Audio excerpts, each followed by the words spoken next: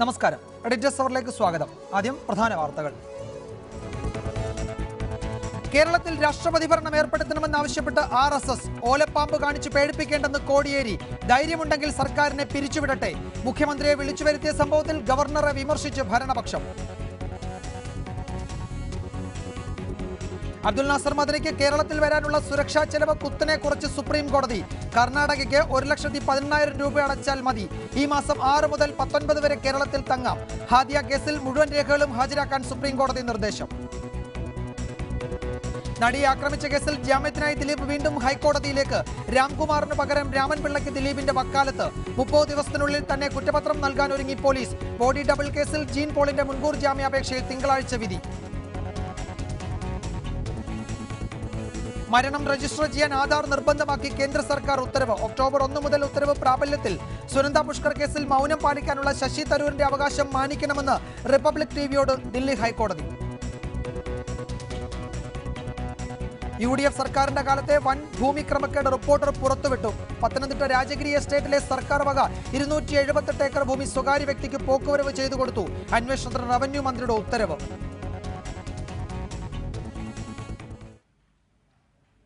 Editors അവറിലേക്ക് വിശദമായി. നടിയെ ആക്രമിച്ച കേസിൽ ജാമ്യം തേടി ദിലീപ് വീണ്ടും ഹൈക്കോടതിയിലേക്ക്. Advocate B. രാമൻപിള്ള ദിലീപിന് വേണ്ടി കോടതിയിൽ ഹാജരാകും. കേസിലെ പുതിയ സാഹചര്യം ചൂണ്ടിക്കാട്ടി ജാമ്യാപേക്ഷ സമർപ്പിക്കാനാണ് ദിലീപിന് ലഭിച്ച നിയമോപദേശം. മാനേജർ അപ്പുണ്ണി അന്വേഷണ സംഘത്തിന് മുൻപാകെ ഹാജരായ സാഹചര്യത്തിലാണ് ദിലീപ് വീണ്ടും ഹൈക്കോടതിയെ സമീപിക്കുന്നത്. ദിലീപിന് ജാമ്യം നിഷേധിക്കാൻ പ്രോസിക്യൂഷൻ മുന്നോട്ട് വെച്ച വാദങ്ങൾ മാറിയ സാഹചര്യത്തിൽ നിലനിൽക്കില്ലെന്നാണ് ദിലീപിന് ലഭിച്ച നിയമോപദേശം. നടിയെ ആക്രമിച്ച ദൃശ്യങ്ങൾ പകർത്തിയ മൊബൈൽ ഫോൺ നശിപ്പിച്ചുവെന്ന് പോലീസിന് മൊഴി ലഭിച്ചിട്ടുണ്ട്. ഇക്കാര്യം അഭിഭാഷകനായ രാജു ജോസഫ് തന്നെ പോലീസിനോട് സമ്മതിക്കുകയും ചെയ്തു. ഇതോടെ ദൃശ്യങ്ങൾ പകർത്തിയ മൊബൈൽ ഫോൺ കണ്ടെടുക്കാൻ വേണ്ടി ദിലീപിനെ റിമാൻഡിൽ നിലനിർത്തേണ്ടതില്ലെന്നും അഭിഭാഷകർ വാദിക്കും. Advocate K. രാംകുമാർ ആയിരുന്നു ദിലീപിന് വേണ്ടി ഹൈക്കോടതിയിൽ നേരത്തെ ഹാജരായത്. എന്നാൽ അഡ്വക്കേറ്റ് B. രാമൻപിള്ളയായിരിക്കും ഇത്തവണ ഹൈക്കോടതിയിൽ ദിലീപിന് വേണ്ടി ഹാജരാകുക. ദിലീപിന്റെ ജാമ്യാപേക്ഷ അടുത്ത ആഴ്ചയോടെ കോടതിയിൽ സമർപ്പിക്കാൻ കഴിയുമെന്നാണ് രാമൻപിള്ളയുടെ ഓഫീസ് അറിയിക്കുന്നത്. നേരത്തെ അങ്കമാലി മജിസ്ട്രേറ്റ് കോടതിയും ഹൈക്കോടതിയും ദിലീപിന്റെ ജാമ്യാപേക്ഷ നിരാകരിച്ചിരുന്നു. ജാമ്യാപേക്ഷ നിരാകരിച്ച് ഹൈക്കോടതി പുറപ്പെടുവിച്ച ഉത്തരവിൽ ദിലീപിനെതിരെ ഗുരുതര നിരീക്ഷണങ്ങളും ഉണ്ടായിരുന്നു. ഈ ഘട്ടത്തിൽ സുപ്രീം കോടതിയെ സമീപിക്കുന്നത് ഗുണകരമാവില്ല എന്ന നിയമോപദേശമാണ് ദിലീപിന് ലഭിച്ചിരിക്കുന്നത്. ഇതോടെയാണ് ഒരിക്കൽ കൂടി ഹൈക്കോടതിയെ സമീപിക്കാൻ ദിലീപ് അഭിഭാഷകരോട് ആവശ്യപ്പെട്ടത്. റിപ്പോർട്ടർ, കൊച്ചി. ദിലീപിനെതിരെ അനുബന്ധ കുറ്റപത്രം 1 മാസത്തിനകം സമർപ്പിക്കാൻ പോലീസ് നീക്കം തുടങ്ങി. ജാമ്യം ലഭിക്കുന്നതിന് മുമ്പ് കുറ്റപത്രം സമർപ്പിച്ചാൽ ദിലീപിന് വിചാരണ തടവുകാരനായി വർഷങ്ങൾ ജയിലിൽ കഴിയേണ്ടി വരും. അതേസമയം അപ്പുണ്ണിയുടെ മൊഴിയുടെ അടിസ്ഥാനത്തിൽ ദിലീപിന്റെ സഹോദരിയെ ചോദ്യം ചെയ്യാൻ പോലീസ് തീരുമാനിച്ചു. വിഷ്ണുവിന്റെ പക്കൽ നിന്നും പൾസർ സുനിയുടെ കത്ത് വാങ്ങിയ ശേഷം സഹോദരിയെ ഫോണിൽ വിളിച്ചുവെന്നാണ് അപ്പുണ്ണിയുടെ മൊഴി. ആ സമയത്ത് ദിലീപാണ് സഹോദരിയുടെ ഫോൺ ഉപയോഗിച്ചത് എന്ന് പോലീസ് സംശയിക്കുന്നു. കൊച്ചിയിൽ നടിയെ തട്ടിക്കൊണ്ടുപോയി ആക്രമിച്ച കേസിലെ 11ാം പ്രതി ദിലീപിനെതിരെ പോലീസ് കുരുക്കുമുറുക്കുകയാണ്. 30 ദിവസത്തിനുള്ളിൽ കേസിൽ അനുബന്ധ കുറ്റപത്രം സമർപ്പിക്കാനാണ് പോലീസിന്റെ നീക്കം. കൂട്ടബലാത്സംഗമടക്കം 11 വകുപ്പുകളാണ് കുറ്റപത്രത്തിൽ ഉൾപ്പെടുത്തുക. ദിലീപിന് ജാമ്യം ലഭിക്കുന്നതിന് മുൻപ് കുറ്റപത്രം സമർപ്പിക്കാനാണ് അന്വേഷണ സംഘം ശ്രമിക്കുന്നത്. കുറ്റപത്രം സമർപ്പിച്ചാൽ ദിലീപ് വിചാരണ തടവുകാരനായി വർഷങ്ങൾ ജയിലിൽ കഴിയേണ്ടി വരും. പോലീസിന്റെ നീക്കം മനസ്സിലായതുകൊണ്ടാവാം ജാമ്യത്തിനായി ദിലീപ് വീണ്ടും ഹൈക്കോടതിയെ സമീപിക്കാൻ തീരുമാനിച്ചു. അതേസമയം ദിലീപിന്റെ സഹോദരി സവിതയെ ചോദ്യം ചെയ്യാൻ പോലീസ് തീരുമാനിച്ചിട്ടുണ്ട്. അപ്പുണ്ണി നൽകിയ മൊഴിയുടെ അടിസ്ഥാനത്തിലാണ് സവിതയെ ചോദ്യം ചെയ്യുക. ഏലൂർ ടാക്സി സ്റ്റാൻഡിൽ വെച്ച് വിഷ്ണുവിന്റെ പക്കൽ നിന്നും പൾസർ സുനി എഴുതിയ കത്ത് വാങ്ങിയ ശേഷം സവിതയെ ഫോണിൽ വിളിച്ചതായി അപ്പുണ്ണി മൊഴി നൽകിയിരുന്നു. ആ സമയത്ത് സവിതയുടെ മൊബൈൽ ഉപയോഗിച്ചത് ദിലീപാണെന്ന് പോലീസ് സംശയിക്കുന്നു. സവിതയെ ചോദ്യം ചെയ്യുന്നതോടെ ദിലീപിനെതിരെ കേസിൽ കൂടുതൽ തെളിവുകൾ ശേഖരിക്കാൻ സാധിക്കുമെന്നും കേസിൽ അപ്പുണ്ണിയുടെ പങ്ക് കണ്ടെത്താൻ കഴിയുമെന്നുമാണ് അന്വേഷണ സംഘത്തിന്റെ പ്രതീക്ഷ. ദിലീപിനെതിരെ കൂടുതൽ തെളിവുകൾ ശേഖരിക്കുന്നതിനോടൊപ്പം ജാമ്യം ലഭിക്കാനുള്ള അവസരം ഇല്ലാതാക്കുക എന്നൊരു തന്ത്രം കൂടി പോലീസ് സ്വീകരിക്കുന്നുണ്ട്. സഹിൻ ആന്റണി, റിപ്പോർട്ടർ, കൊച്ചി. ഈ കേസിലെ പുതിയ നീക്കങ്ങളാണ് എഡിറ്റേഴ്സ് അവർ പരിശോധിക്കുന്നത്. ചർച്ചയിൽ പങ്കെടുക്കുന്നത് retired police officer Shri Subhash Babu, പ്രമുഖ അഭിഭാഷകൻ അഡ്വക്കേറ്റ് പ്രിയദർശൻ തമ്പി, സംവിധായകനായ ശ്രീ ബൈജു കൊട്ടാരക്കര, ശ്രീ M.A. നിഷാദ്, നടനും തിയേറ്റർ ആർട്ടിസ്റ്റുമായ ശ്രീ ബിനീഷ് ബാസ്റ്റിൻ എന്നിവരാണ്. ആദ്യം ശ്രീ പ്രിയദർശൻ തമ്പി, ദിലീപ് വീണ്ടും ഈ കേസിൽ ഹൈക്കോടതിയെ സമീപിക്കാൻ ഒരുങ്ങുകയാണ്. സ്വാഭാവികമായും ആദ്യ ജാമ്യാപേക്ഷ തള്ളി 10 ദിവസത്തിനകം സാഹചര്യങ്ങൾ മാറിയിട്ടുണ്ടെങ്കിൽ അത് ചൂണ്ടിക്കാട്ടി ദിലീപിന് ഹൈക്കോടതിയെ സമീപിക്കാൻ നിയമപരമായ എല്ലാ സാധ്യതയുമുണ്ട് എന്ന് നമുക്കറിയാം. പക്ഷേ ഇത് ഒരു ഭാഗ്യപരീക്ഷണം മാത്രമായിരിക്കുമോ? ദിലീപിനെ സംബന്ധിച്ചിടത്തോളം ജാമ്യം ലഭിക്കുമോ ഇല്ലയോ എന്നുള്ളതല്ല പ്രശ്നം. അദ്ദേഹത്തിനെതിരായി ഇപ്പോൾ നിലവിലുള്ള പോലീസ് കണ്ടെത്തലുകൾ, കേസ് ഡയറിയിലെ വിവരങ്ങൾ, സർവോപരി ആദ്യം ഹൈക്കോടതി പുറപ്പെടുവിച്ച ഉത്തരവിലെ കർക്കശമായ നിരീക്ഷണങ്ങൾ, ഇതൊക്കെ കണക്കിലെടുത്താൽ ദിലീപിൻ്റേത് മറ്റൊരു ഭാഗ്യപരീക്ഷണമായി അവശേഷിക്കുമോ ഈ ഹൈക്കോടതിയിലേക്കുള്ള ഈ ജാമ്യാപേക്ഷയുമായുള്ള തിരിച്ചുപോക്ക്?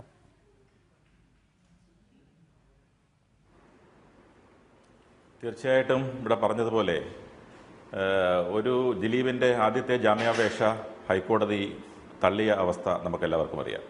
അങ്ങനെ തള്ളിയ സാഹചര്യത്തിൽ രണ്ട് ഓപ്ഷനാണ് ദിലീപിൻ്റെ മുമ്പിലുള്ളത്. ഒന്നാമത്തെ ഓപ്ഷൻ എന്ന് പറയുന്നത് സുപ്രീം കോടതിയിൽ ജാമ്യാപേക്ഷ സമർപ്പിക്കുക എന്നുള്ളതാണ്. അല്ലെങ്കിൽ ഈ അന്വേഷണം ഒരു പരിധിയുടെ മുമ്പോട്ട് പോയാൽ മാറിയ സാഹചര്യമുണ്ടെങ്കിൽ, അതായത് ചേഞ്ച് ഓഫ് സർക്കംസ്റ്റാൻസസ്, എന്തെങ്കിലും മാറിയ സാഹചര്യമുണ്ടെങ്കിൽ വീണ്ടും അതേ കോടതിയിൽ തന്നെ ജാമ്യം തള്ളിയ അതേ കോടതിയിൽ തന്നെ ജാമ്യാപേക്ഷ കൊടുക്കാവുന്നതാണ്. ആ ഒരു സാഹചര്യത്തിൽ ഈ കേസിൽ പ്രധാനമായിട്ടും ദിലീപ് ചൂണ്ടിക്കാണിക്കുവാൻ സാധ്യതയുള്ളത് ഞാൻ മനസ്സിലാക്കുന്നത്, ഒന്ന്, അന്ന് ആദ്യത്തെ ജാമ്യാപേക്ഷ കൊടുത്ത അവസരത്തിൽ അപ്പുണ്ണി എന്ന് പറയുന്ന വ്യക്തി അന്വേഷണ ഉദ്യോഗസ്ഥന് മുമ്പാകെ ഹാജരായിരുന്നില്ല. അതായിരുന്നു പ്രോസിക്യൂഷൻ പ്രധാനമായി പറഞ്ഞിരുന്ന ഒരു കാര്യം. രണ്ടാമത്തെ കാര്യം എന്ന് പറയുന്നത് ഇതിൻ്റെ തൊണ്ടി. ഒരു ക്രിമിനൽ കേസിനെ സംബന്ധിച്ചിടത്തോളം ഏറ്റവും പ്രധാനപ്പെട്ടത് അതിൻ്റെ തൊണ്ടി എന്ന് പറയുന്നത്. ഇതിലെ ആ ഫോൺ നശിപ്പിക്കപ്പെട്ടു എന്നുള്ളതാണ് ഈ രണ്ട് അഭിഭാഷകർ പറഞ്ഞ മൊഴി. ആ അഭിഭാഷകരെ കേസിൽ തെളിവ് നശിപ്പിച്ചതിന് പ്രതിയാക്കുകയും അവരെ അറസ്റ്റ് ചെയ്ത് ജാമ്യത്തിൽ വിടുകയും ചെയ്തു. അപ്പോൾ അവർ ആ തെളിവ്, ആ ഫോൺ അല്ലെങ്കിൽ ആ മെമ്മറി കാർഡ് നശിപ്പിക്കപ്പെട്ടു, അല്ലെങ്കിൽ അത് കിട്ടാത്ത അവസ്ഥയിലായെന്നാണ് വ്യക്തമാക്കിയിട്ടുള്ളത്. അപ്പോൾ ആ രണ്ട് സാഹചര്യവും അനുകൂലമാക്കിക്കൊണ്ടായിരിക്കണം അന്വേഷണം പുരോഗതിയിലെത്തിയിരിക്കുന്നു, ഇനിയും അദ്ദേഹത്തെ കസ്റ്റഡിയിൽ പാർപ്പിച്ചതുകൊണ്ട് മറ്റു കാര്യങ്ങളില്ല എന്നൊരു വാദമായിരിക്കണം ഹൈക്കോടതിയിൽ ഉന്നയിക്കേണ്ടത്. എനിക്ക് തോന്നുന്നത് അതിൽ എത്രത്തോളം വിജയിക്കുമെന്നുള്ളതിനെക്കുറിച്ച് ഉള്ളൊരു അഭിപ്രായം പറയുകയാണെങ്കിൽ അതല്ലാതെ ഒരു വഴിയില്ല ദിലീപിൻ്റെ മുമ്പിൽ എന്നുള്ളതാണ് അതിൻ്റെ വസ്തുത. അത് ജാമ്യം എന്ന് പറയുന്നത് പലപ്പോഴും നമുക്കറിയാം കോടതിയുടെ വിവേചനാധികാരമാണ്, ഡിസ്ക്രിഷണറി പവറാണ്. ഒരു കേസിൽ ഒരു പ്രതി വെറുതെ വിടുമോ ശിക്ഷിക്കപ്പെടുമോ എന്നതിനെക്കുറിച്ച് പരിശോധിക്കുമ്പോൾ, തെളിവുകൾ പരിശോധിക്കപ്പെടുമ്പോഴുള്ള അളവുകോൽ വെച്ചല്ല സാധാരണയായി ജാമ്യാപേക്ഷയെ കോടതി കാണുന്നത്. കാരണം പ്രധാനമായും ജാമ്യാപേക്ഷ പരിഗണിക്കുമ്പോൾ ആ പ്രതി തെളിവ് നശിപ്പിക്കുവാൻ സാധ്യതയുണ്ടോ, ആ പ്രതിക്ക് ജാമ്യം കൊടുത്താൽ അദ്ദേഹം വിചാരണ സമയത്ത് ഹാജരാകുമോ, വിചാരണ സമയത്ത് സാക്ഷികളെ സ്വാധീനിക്കാൻ ശ്രമിക്കുമോ, മുതലായ കാര്യങ്ങളാണ് കോടതി പരിഗണിക്കുന്നത്. എനിക്ക് തോന്നുന്നു തീർച്ചയായിട്ടും രണ്ടാമത്തെ ജാമ്യാപേക്ഷയുമായി പോകാതെ ദിലീപിന് തരമില്ല. അങ്ങനെ പോവുകയാണെങ്കിൽ പോലും അത്തരത്തിലുള്ള വാദമുഖങ്ങളായിരിക്കും അദ്ദേഹം ഉന്നയിക്കുന്നത് എന്നാണ് നമുക്ക് പൊതുവെ കരുതപ്പെടേണ്ടത്. ശ്രീ പ്രിയദർശൻ തമ്പി, ഒരു പ്രധാനപ്പെട്ട കാര്യം, ഇതിൽ ഈ പ്രധാനപ്പെട്ട തെളിവായ ഈ മൊബൈൽ ഫോൺ നശിപ്പിച്ചു എന്ന് അഭിഭാഷകനായ രാജു ജോസഫ് പോലീസിനോട് സമ്മതിക്കുകയും അദ്ദേഹത്തിൻ്റെ അറസ്റ്റ് രേഖപ്പെടുത്തുകയും ഒക്കെ ചെയ്തു. പക്ഷേ അതിനെന്തെങ്കിലും ഒരു ആധികാരികതയുണ്ടോ? കാരണം അതിൻ്റെ അടിസ്ഥാനത്തിൽ ഒരു തെളിവെടുപ്പ് നടത്തിയിട്ടുണ്ടോ? അങ്ങനെ ഒരു തെളിവെടുപ്പ് നടന്നതായി നമുക്കറിയില്ല. ഇതെങ്ങനെ നശിപ്പിച്ചു, എവിടെ നശിപ്പിച്ചു, അതിനൊരു ആധികാരികത ഇല്ലല്ലോ. അതൊരു വാദമായി ഉന്നയിക്കാം എന്നതിനപ്പുറത്തേക്ക് ഈ നശിപ്പിച്ചു എന്നത് എങ്ങനെ വിശ്വസനീയമായ ഒരു മൊഴിയായി, ഒരു തെളിവായി, ഈ കേസിൽ ഒരു പ്രധാനപ്പെട്ട ഘടകമായി നമുക്ക് വിലയിരുത്താൻ കഴിയുക? അത് എങ്ങനെയാണ് ദിലീപിനെ ഈ കേസിൽ ഇനി സഹായിക്കുക?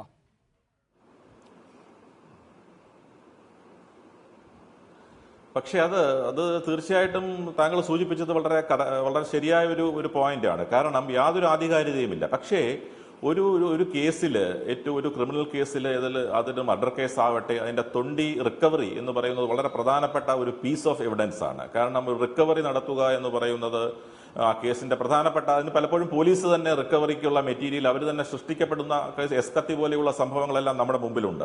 അങ്ങനെ നിരവധി സംഭവങ്ങളുണ്ട്. റിക്കവറി പലപ്പോഴും പല കേസുകളും റിക്കവറി പോലീസ് തന്നെ കൃത്രിമമായി ഉണ്ടാക്കുന്നതാണ്. എന്തൊക്കെ പറഞ്ഞാലും റിക്കവറി പരമമായി തെളിയിക്കപ്പെടേണ്ടത്, അല്ലെങ്കിൽ റിക്കവറി പ്രൂവ് ചെയ്യേണ്ടത് പ്രോസിക്യൂഷന്റെ ബാധ്യതയാണ്, ചുമതലയാണ്. പക്ഷെ ഈ കേസിൽ റിക്കവറി കഴിഞ്ഞിട്ടില്ല. കാരണം മെമ്മറി കാർഡ് എന്ന് പറയുന്ന പ്രധാനപ്പെട്ട വസ്തുത ആദ്യം സുനി എന്ന് പറയുന്ന ഈ കേസിലെ പ്രധാനപ്പെട്ട പ്രതി അത് കായലിലേക്ക് എറിഞ്ഞു കളഞ്ഞു, അല്ലെങ്കിൽ കടലിലേക്ക് എറിഞ്ഞു കളഞ്ഞു എന്ന രീതിയിലാണ് അന്വേഷണത്തെ വഴിതെറ്റിക്കാൻ വേണ്ടി പറഞ്ഞത്. എന്നാൽ പിന്നീട് അദ്ദേഹം അത് മറ്റാരെയോ ഏൽപ്പിച്ചു, അഭിഭാഷകനെ ഏൽപ്പിച്ചു എന്ന് മനസ്സിലാക്കി. എന്നാൽ പോലീസ് ശരിയായ ദിശയിൽ അന്വേഷിച്ച് ആ അഭിഭാഷകന്റെ ഓഫീസിൽ നിന്ന് തന്നെ ചില ബാഗ് ഉൾപ്പെടെയുള്ള ഈ പ്രതിയുടെ കാര്യങ്ങൾ എടുത്തിട്ടുണ്ട്. അതിന്റെ കൂടി അടിസ്ഥാനത്തിലായിരിക്കണം അദ്ദേഹം ഇത് നശിപ്പിച്ചിട്ടുണ്ട് എന്നുള്ള അനുമാനത്തിൽ അദ്ദേഹത്തെ നിരവധി തവണ ചോദ്യം ചെയ്യുകയും പിന്നീട് ബഹുമാനപ്പെട്ട കേരള ഹൈക്കോടതിയുടെ ഡയറക്ഷന്റെ അടിസ്ഥാനത്തിൽ അയാൾ അഭിഭാഷകന് അന്വേഷണ ഉദ്യോഗസ്ഥന് മുമ്പായി ഹാജരാകുകയും തെളിവ് നശിപ്പിച്ചു എന്ന് പറയുന്ന ബെയിലബിൾ ജാമ്യം കിട്ടാവുന്ന വകുപ്പിന് അദ്ദേഹത്തിനെതിരെ കേസെടുക്കുകയും അയാളെ സ്റ്റേഷൻ ജാമ്യത്തിൽ വിടുകയും ചെയ്ത സംഭവം ഉണ്ടായത്. തീർച്ചയായിട്ടും പ്രോസിക്യൂഷന് അത് കണ്ടെത്താൻ കഴിഞ്ഞിട്ടില്ല. അത് കണ്ടെത്താൻ കഴിയുമോ എന്ന് പോലും ഇപ്പോൾ സംശയമായ ഒരു സാഹചര്യമാണ്. പക്ഷേ ഈ ഒരു തെളിവ് കണ്ടെത്തിയില്ല എന്ന് പറഞ്ഞതുകൊണ്ട് മാത്രം,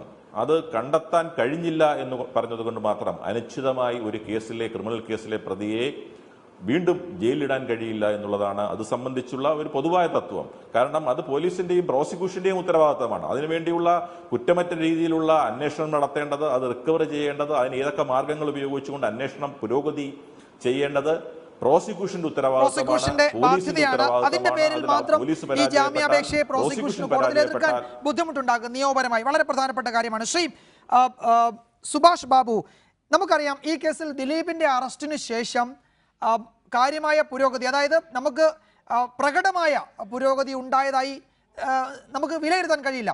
കൂടുതൽ അറസ്റ്റ് പിന്നീട് ഉണ്ടായിട്ടില്ല. അതായത് അതിൻ്റെ അടിസ്ഥാനത്തിലുള്ള കൂടുതൽ വിവരങ്ങളൊന്നും പോലീസിൻ്റെ കയ്യിലുണ്ടാകും. ഞാൻ പറയുന്നത് ലഭ്യമായിട്ടില്ല എന്നത് നമ്മുടെ മുൻപാകെ വന്നിട്ടില്ല എന്നുള്ളതാണ്. അന്വേഷണം പൂർത്തിയായിട്ടുമില്ല. കുറ്റപത്രം 30 ദിവസത്തിനകം കൊടുക്കാൻ ഒരുങ്ങുകയും ചെയ്യുന്നു. ഇതൊക്കെ പ്രോസിക്യൂഷന് കോടതിയിൽ ഉന്നയിക്കാവുന്ന പ്രധാനപ്പെട്ട കാരണങ്ങളാണോ ഈ ദിലീപിന്റെ ജാമ്യാപേക്ഷ വരുമ്പോൾ? ഈ അന്വേഷണം ഇനിയും കുറച്ചുകൂടി മുന്നോട്ട് പോകാനുണ്ട്. ഈ നേരത്തെ സൂചിപ്പിച്ച ഈ പ്രധാനപ്പെട്ട തൊണ്ടി മുതലായ മൊബൈൽ ഫോൺ ഇനിയും കണ്ടെടുക്കാൻ കഴിഞ്ഞിട്ടില്ല, അല്ലെങ്കിൽ നശിപ്പിച്ചോ എന്നതിൽ ഒരു വ്യക്തത വന്നിട്ടില്ല. ഇതൊക്കെ ചൂണ്ടിക്കാട്ടി ഇനിയും ഈ ജാമ്യാപേക്ഷയെ എതിർക്കുന്നത് നിയമപരമായി നിലനിൽക്കുന്ന ഒരു എതിർപ്പായി കണക്കിലെടുക്കാൻ കഴിയുമോ നമുക്ക്?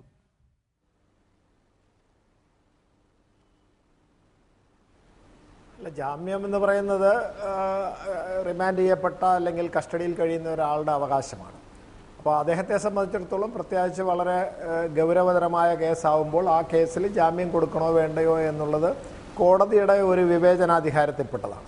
അപ്പോൾ കോടതി ഈ അവസരത്തിൽ അന്വേഷണാവസരത്തിൽ ജാമ്യം കൊടുക്കുകയാണെങ്കിൽ അന്വേഷണത്തിനെ അത് ഏത് രീതിയിൽ ബാധിക്കും എന്നുള്ളതാണ് പ്രധാനമായി ചിന്തിക്കാറുള്ളത്. അതുകൊണ്ട് എപ്പോഴും പ്രോസിക്യൂഷന് അനുകൂലമായിട്ടൊരു നിലപാടായിരിക്കും അധിക പ്രാവശ്യം എടുക്കുക. പക്ഷേ ഇവിടെ സംഭവിച്ചിരിക്കുന്നത് എന്നാൽ ആദ്യം ഒരു ജാമ്യാപേക്ഷ കൊടുത്ത് അതിനകത്ത് പോലീസ് അല്ലെങ്കിൽ പ്രോസിക്യൂഷന് വേണ്ടിയിട്ട് കുറേ കാര്യങ്ങൾ പറഞ്ഞു, ഇന്ന കാരണം കൊണ്ട് ജാമ്യം കൊടുക്കാൻ പാടില്ല. അത് കഴിഞ്ഞതിന് ശേഷം ഒരു 10 ദിവസം അല്ലെങ്കിൽ ഇനിയിപ്പോൾ 15 ദിവസമാവും ആ സമയമാകുമ്പോഴത്തേക്ക് 15 ദിവസത്തിനുള്ളിൽ എന്തെങ്കിലും അന്നത്തെ സാഹചര്യങ്ങൾക്ക് വ്യത്യാസമായിട്ട് അന്വേഷണ പുരോഗതി ഉണ്ടോ, അന്വേഷണത്തിൽ ഏതാണ്ട് പൂർത്തീകരിച്ചിട്ടുണ്ടോ, അല്ലെ പൂർത്തീകരിക്കാൻ ഇനി എത്ര ബാക്കിയുണ്ട് എന്ന് പറയുന്ന ആ സാഹചര്യങ്ങളൊക്കെ കണക്കാക്കിയിട്ടായിരിക്കണം ഇനിയും ജാമ്യാപേക്ഷയുടെ വാദം നടക്കുന്നു, അതിനുവേണ്ടി പ്രോസിക്യൂഷൻ കേസ് അവതരിപ്പിക്കുന്നു. അങ്ങനെയായിരിക്കും. അങ്ങനെ അവതരിക്കുന്ന അവസരത്തിൽ പ്രധാനമായിട്ട് ഇനിയും ഞങ്ങൾക്ക് എന്തൊക്കെ അന്വേഷണം ബാക്കിയുണ്ട്, ഇതുവരെ നടത്തിയ അന്വേഷണത്തിൽ നിന്ന് എന്തൊക്കെ തെളിവ് കിട്ടി, ഇനി ആ തെളിവ് കിട്ടിയതിൽ നിന്ന് ബാക്കിയുള്ള തെളിവിലേക്ക് എത്തുന്നതിന് വേണ്ടിയിട്ട് പ്രതിയുടെ ജയിൽവാസം ആവശ്യമാണോ, അങ്ങനെ ആവശ്യമാണെങ്കിൽ അത് കോടതിയെ ശരിയായ രീതിയിൽ ബോധ്യപ്പെടുത്താൻ കഴിഞ്ഞാൽ ആ സാഹചര്യം ഒന്ന്. രണ്ടാമത്തത്, ഇങ്ങനെ ഇനിയും പ്രതി പുറത്തേക്ക് പോവുകയാണെങ്കിൽ അദ്ദേഹം ഇനിയും സാക്ഷികളെ സ്വാധീനിക്കാൻ ഒളിവിൽ പോകുക എന്നുള്ളത് ഇദ്ദേഹത്തിനെ സംബന്ധിച്ച് വലിയ പ്രസക്തിയില്ല. കാരണം അദ്ദേഹത്തിന് ഒരുപാട് അസറ്റുണ്ട്, ഒരുപാട് ബിസിനസ്സുണ്ട്, അതൊക്കെ ഉള്ളതുകൊണ്ട് അദ്ദേഹത്തിന് പുറത്തൊന്നും അധികം പോയി നിൽക്കാൻ പറ്റില്ല. അപ്പോൾ അതുകൊണ്ട് എങ്ങനെയാണ് ഇനി അതിന് വളരെ പ്രാധാന്യമുണ്ട്. സാക്ഷിയെ സ്വാധീനിക്കാം, കാരണം സാമ്പത്തികമായിട്ടും മറ്റു രീതിയിലുമൊക്കെ രാഷ്ട്രീയമായിട്ടും അല്ലെങ്കിൽ സ്നേഹിത വൃന്ദങ്ങളിലായാലും ശരി, സിനിമാ മേഖലയിൽ ഒരുപാട് സ്വാധീനമുള്ള വ്യക്തിയാണുള്ള സിനിമയുമായി ഹൈക്കോടതിയുടെ ആദ്യത്തെ ഉത്തരവിൽ അത് വ്യക്തമാക്കുന്നുണ്ട്. കാരണം ദിലീപ് എന്നത് നടൻ മാത്രമല്ല, നിർമ്മാതാവാണ്, തിയേറ്റർ ഉടമയാണ്, ഈ സിനിമയുടെ എല്ലാ മേഖലയിലും പ്രവർത്തിക്കുന്നയാളാണ്. ഈ കേസിലെ മുഴുവൻ സാക്ഷികളും ചലച്ചിത്ര മേഖലയിൽ നിന്നുള്ള ആളുകളാണ്. അതുകൊണ്ട് ജാമ്യത്തിലിറങ്ങിയാൽ ദിലീപ് അവരെ സ്വാധീനിക്കാൻ ശ്രമിക്കും, അല്ലെങ്കിൽ ദിലീപിന് അത് വേഗത്തിൽ കഴിയും എന്ന പ്രോസിക്യൂഷന്റെ വാദം വളരെ പ്രധാനപ്പെട്ടതാണ് എന്നത് കോടതി എടുത്തു പറയുകയും ജാമ്യം നിഷേധിക്കാനുള്ള പ്രധാന കാരണമായി അത് ഉത്തരവിൽ അടിവരയിട്ട് രേഖപ്പെടുത്തുകയും ചെയ്തിരുന്നു. അതായത് അത്തരം സാഹചര്യങ്ങളിലൊന്നും ഒരു മാറ്റവും രണ്ടാമത് ജാമ്യാപേക്ഷ സമർപ്പിക്കുമ്പോഴും ഉണ്ടാകുന്നില്ല എന്നത് പ്രധാനപ്പെട്ട സംഗതി തന്നെയല്ലേ?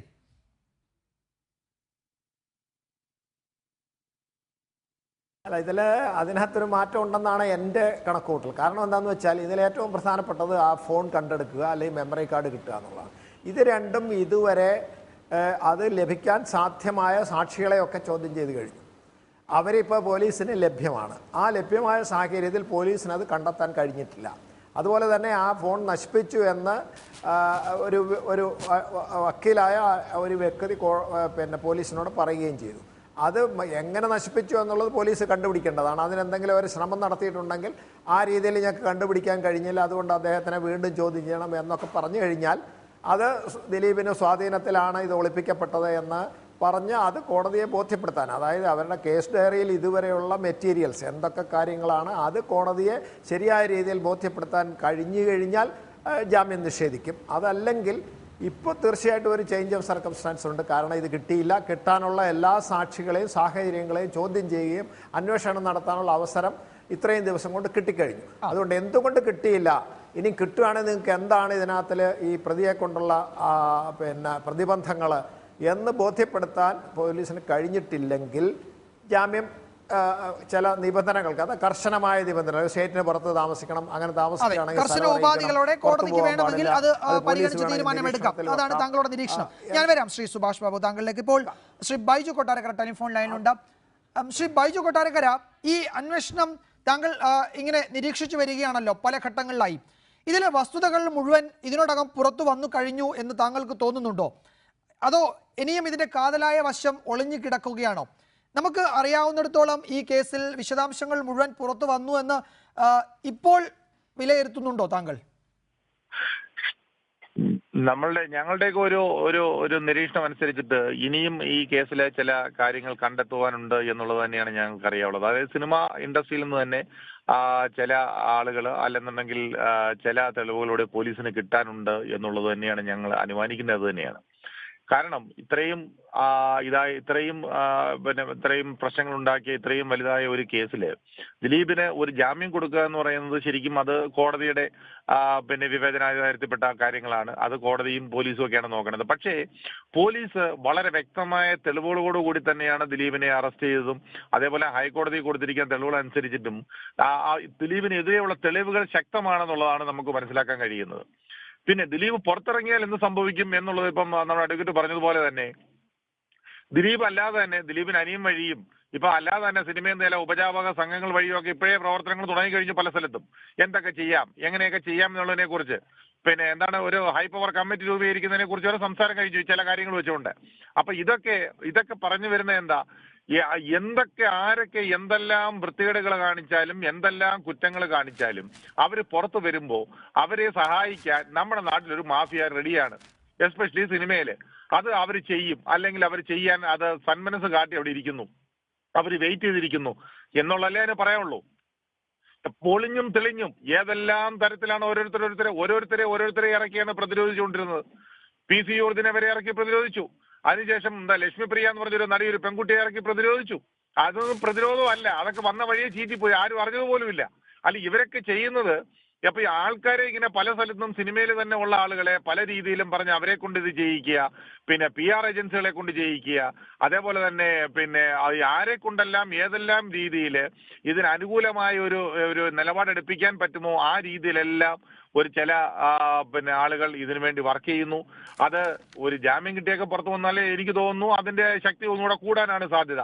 അതുകൊണ്ട് ജാമ്യം കൊടുക്കുന്നതോ കൊടുക്കാതിരിക്കുന്നതോ അതെല്ലാം കോടതിയുടെ അല്ല ശ്രീ ബൈജു കൊട്ടാരക്കര, അതിന്റെയൊക്കെ പേരില് ഒരു പ്രതിക്ക് ജാമ്യം ലഭിക്കാൻ കഴിയുമെങ്കിൽ അത് കോടതി കൊടുക്കും. പക്ഷേ ഇതൊക്കെ അതിന് ജാമ്യം ലഭിക്കുന്നതിന് തടസ്സമായി ഉന്നയിക്കാൻ കഴിയുമെന്ന് കരുതുന്നുണ്ടോ? PR ഏജൻസിയെ വെച്ച് അനുകൂലമായ പ്രചാരണം നടത്തുന്നു, അതൊന്നും നിയമത്തിന്റെ മുന്നിൽ അത്ര പ്രധാനപ്പെട്ട സംഗതികളല്ലോ. അന്വേഷണം പൂർത്തിയായി കഴിഞ്ഞുവെങ്കിൽ ഈ പ്രതിയെ കൊണ്ട് ഇനി മറ്റു തരത്തിൽ അന്വേഷണത്തിന്റെ ഭാഗമായി പ്രയോജനമൊന്നുമില്ല, അല്ലെങ്കിൽ അതിന് ഉപകരിക്കുന്നില്ല, അല്ലെങ്കിൽ അതിന് വേണ്ട എങ്കിൽ ഒരാളെ അനാവശ്യമായി റിമാൻഡിൽ പോലീസ് കസ്റ്റഡിയിലോ ജുഡീഷ്യൽ കസ്റ്റഡിയിലോ നിലനിർത്തണം എന്ന് വാദിക്കാൻ കഴിയില്ലല്ലോ ആർക്കും. അല്ല തീർച്ചയായിട്ടും അത് തന്നെയാണ് ഞാൻ പറഞ്ഞത്. അത് ജാമ്യം കൊടുക്കുക എന്നുള്ളത് കോടതിയുടെ ഒരു വിവേചന അധികാരം തന്നെയാണ്. അതിനകത്തൊന്നും യാതൊരു എതിരഭിപ്രായമില്ല. പക്ഷേ ഈ ജാമ്യം കൊടുത്ത് ജാമ്യം കിട്ടിയാൽ അപ്പൊ സംഭവിക്കുന്ന കാര്യങ്ങളാണ് ഞാൻ ഈ പറഞ്ഞത്. ജാമ്യം കിട്ടിയാൽ ഈ പറഞ്ഞതുപോലെ ദിലീപ് എന്ന ഒരാളായി ആയിരിക്കില്ല, അല്ലെങ്കിൽ പുറത്തു നിന്നുള്ള ഒരു ഗ്രൂപ്പ് ആയിരിക്കും, ഒരു മാഫിയ ഗ്രൂപ്പ് തന്നെയായിരിക്കും പിന്നെ നിയന്ത്രിക്കുക ചില കാര്യങ്ങൾ. അതൊന്നും ഇനി സംഭവിക്കാതിരിക്കാൻ വേണ്ടിയാണ്, അത് സംഭവിക്കും എന്നുള്ള ഒരു മുൻവിധിയോടുകൂടി തന്നെയാണ് ഈ കാര്യങ്ങൾ ഇപ്പോൾ സംസാരിച്ചത്. ഒന്നുമല്ല, അത് അദ്ദേഹം കുറ്റം ചെയ്തിട്ടില്ലെങ്കിൽ ദിലീപ് പുറത്തു വന്നാൽ ആദ്യം ദിലീപിന് മാലയിടുന്നത് ഞങ്ങൾ തന്നെയായിരിക്കും, യാതൊരു സംശയമില്ല. കോടതി പറയട്ടെ, ദിലീപ് കുറ്റം ചെയ്തിട്ടില്ല എന്ന് പറയട്ടെ. കുറ്റം ചെയ്തിട്ടില്ല, അദ്ദേഹം സത്യസന്ധനായ ഒരു മനുഷ്യനാണ്, അങ്ങനെയൊന്നും സംഭവിച്ചിട്ടില്ല എന്ന് പറഞ്ഞ് പുറത്തു വരികയാണെന്നുണ്ടെങ്കിൽ അംഗീകരിക്കാൻ തയ്യാറാണ് നമ്മൾ. അതുവരെ കോടതി ഇതൊരു പ്രതിയല്ല, ഇദ്ദേഹം കുറ്റം ചെയ്തിട്ടില്ല എന്ന് പറയുന്നിടം വരെ പോലീസ് കൊടുത്ത ഈ തെളിവുകൾ വെച്ച് ദിലീപ് പ്രതി തന്നെയാണ്, ദിലീപിന്റെ കൂടെ ചോദ്യം ചെയ്തുകൊണ്ടിരിക്കുന്ന ആളുകൾ, അല്ലെങ്കിൽ പോലീസിന്റെ നിരീക്ഷണത്തിലുള്ള ആളുകൾ, അവരെല്ലാവരെയും സംശയദൃഷ്ടിയോടെ മാത്രമേ സിനിമാ പ്രവർത്തകർ കാണാൻ പറ്റൂ, കേരള ജനങ്ങൾക്കും കാണാൻ പറ്റൂ. ശ്രീ എം എ നിഷാദും ടെലിഫോൺ ലൈനിലുണ്ട്. ശ്രീ എം എ നിഷാദ്, സിനിമയിലൊരു ശുദ്ധീകരണത്തിന് തുടക്കം കുറിക്കുന്ന നിലയിലേക്ക് ഈ സംഭവം മാറിയിട്ടുണ്ടോ? താങ്കൾക്ക് ഒരു പക്ഷേ കുറെ കൂടി അടുത്തു നിന്നത് നോക്കാൻ കഴിഞ്ഞിട്ടുണ്ടല്ലോ. മലയാള ചലച്ചിത്ര മേഖലയിൽ ഈ സംഭവത്തോടു കൂടി ഒത്തിരി കാര്യങ്ങൾ പുറത്തു വന്നു. പലരും ഓപ്പണായി എന്ന് നമ്മൾ പറയും. പല മുഖങ്ങളും യഥാർത്ഥത്തിൽ എന്തായിരുന്നു എന്ന് മനസ്സിലാക്കാനുള്ള അവസരം ഈ കേസിലൂടെ ഉണ്ടായിട്ടുണ്ട്. ആരൊക്കെ എവിടൊക്കെ നിൽക്കുന്നു എന്ന് നമുക്ക് ബോധ്യപ്പെട്ടിട്ടുണ്ട്. ഈ സംഘടനകളുടെ ഇതിലെ ഇടപെടൽ, ഇത്തരം കേസുകളിലെ ഇടപെടലുകൾ എന്തൊക്കെയാണെന്ന് ബോധ്യപ്പെട്ടു.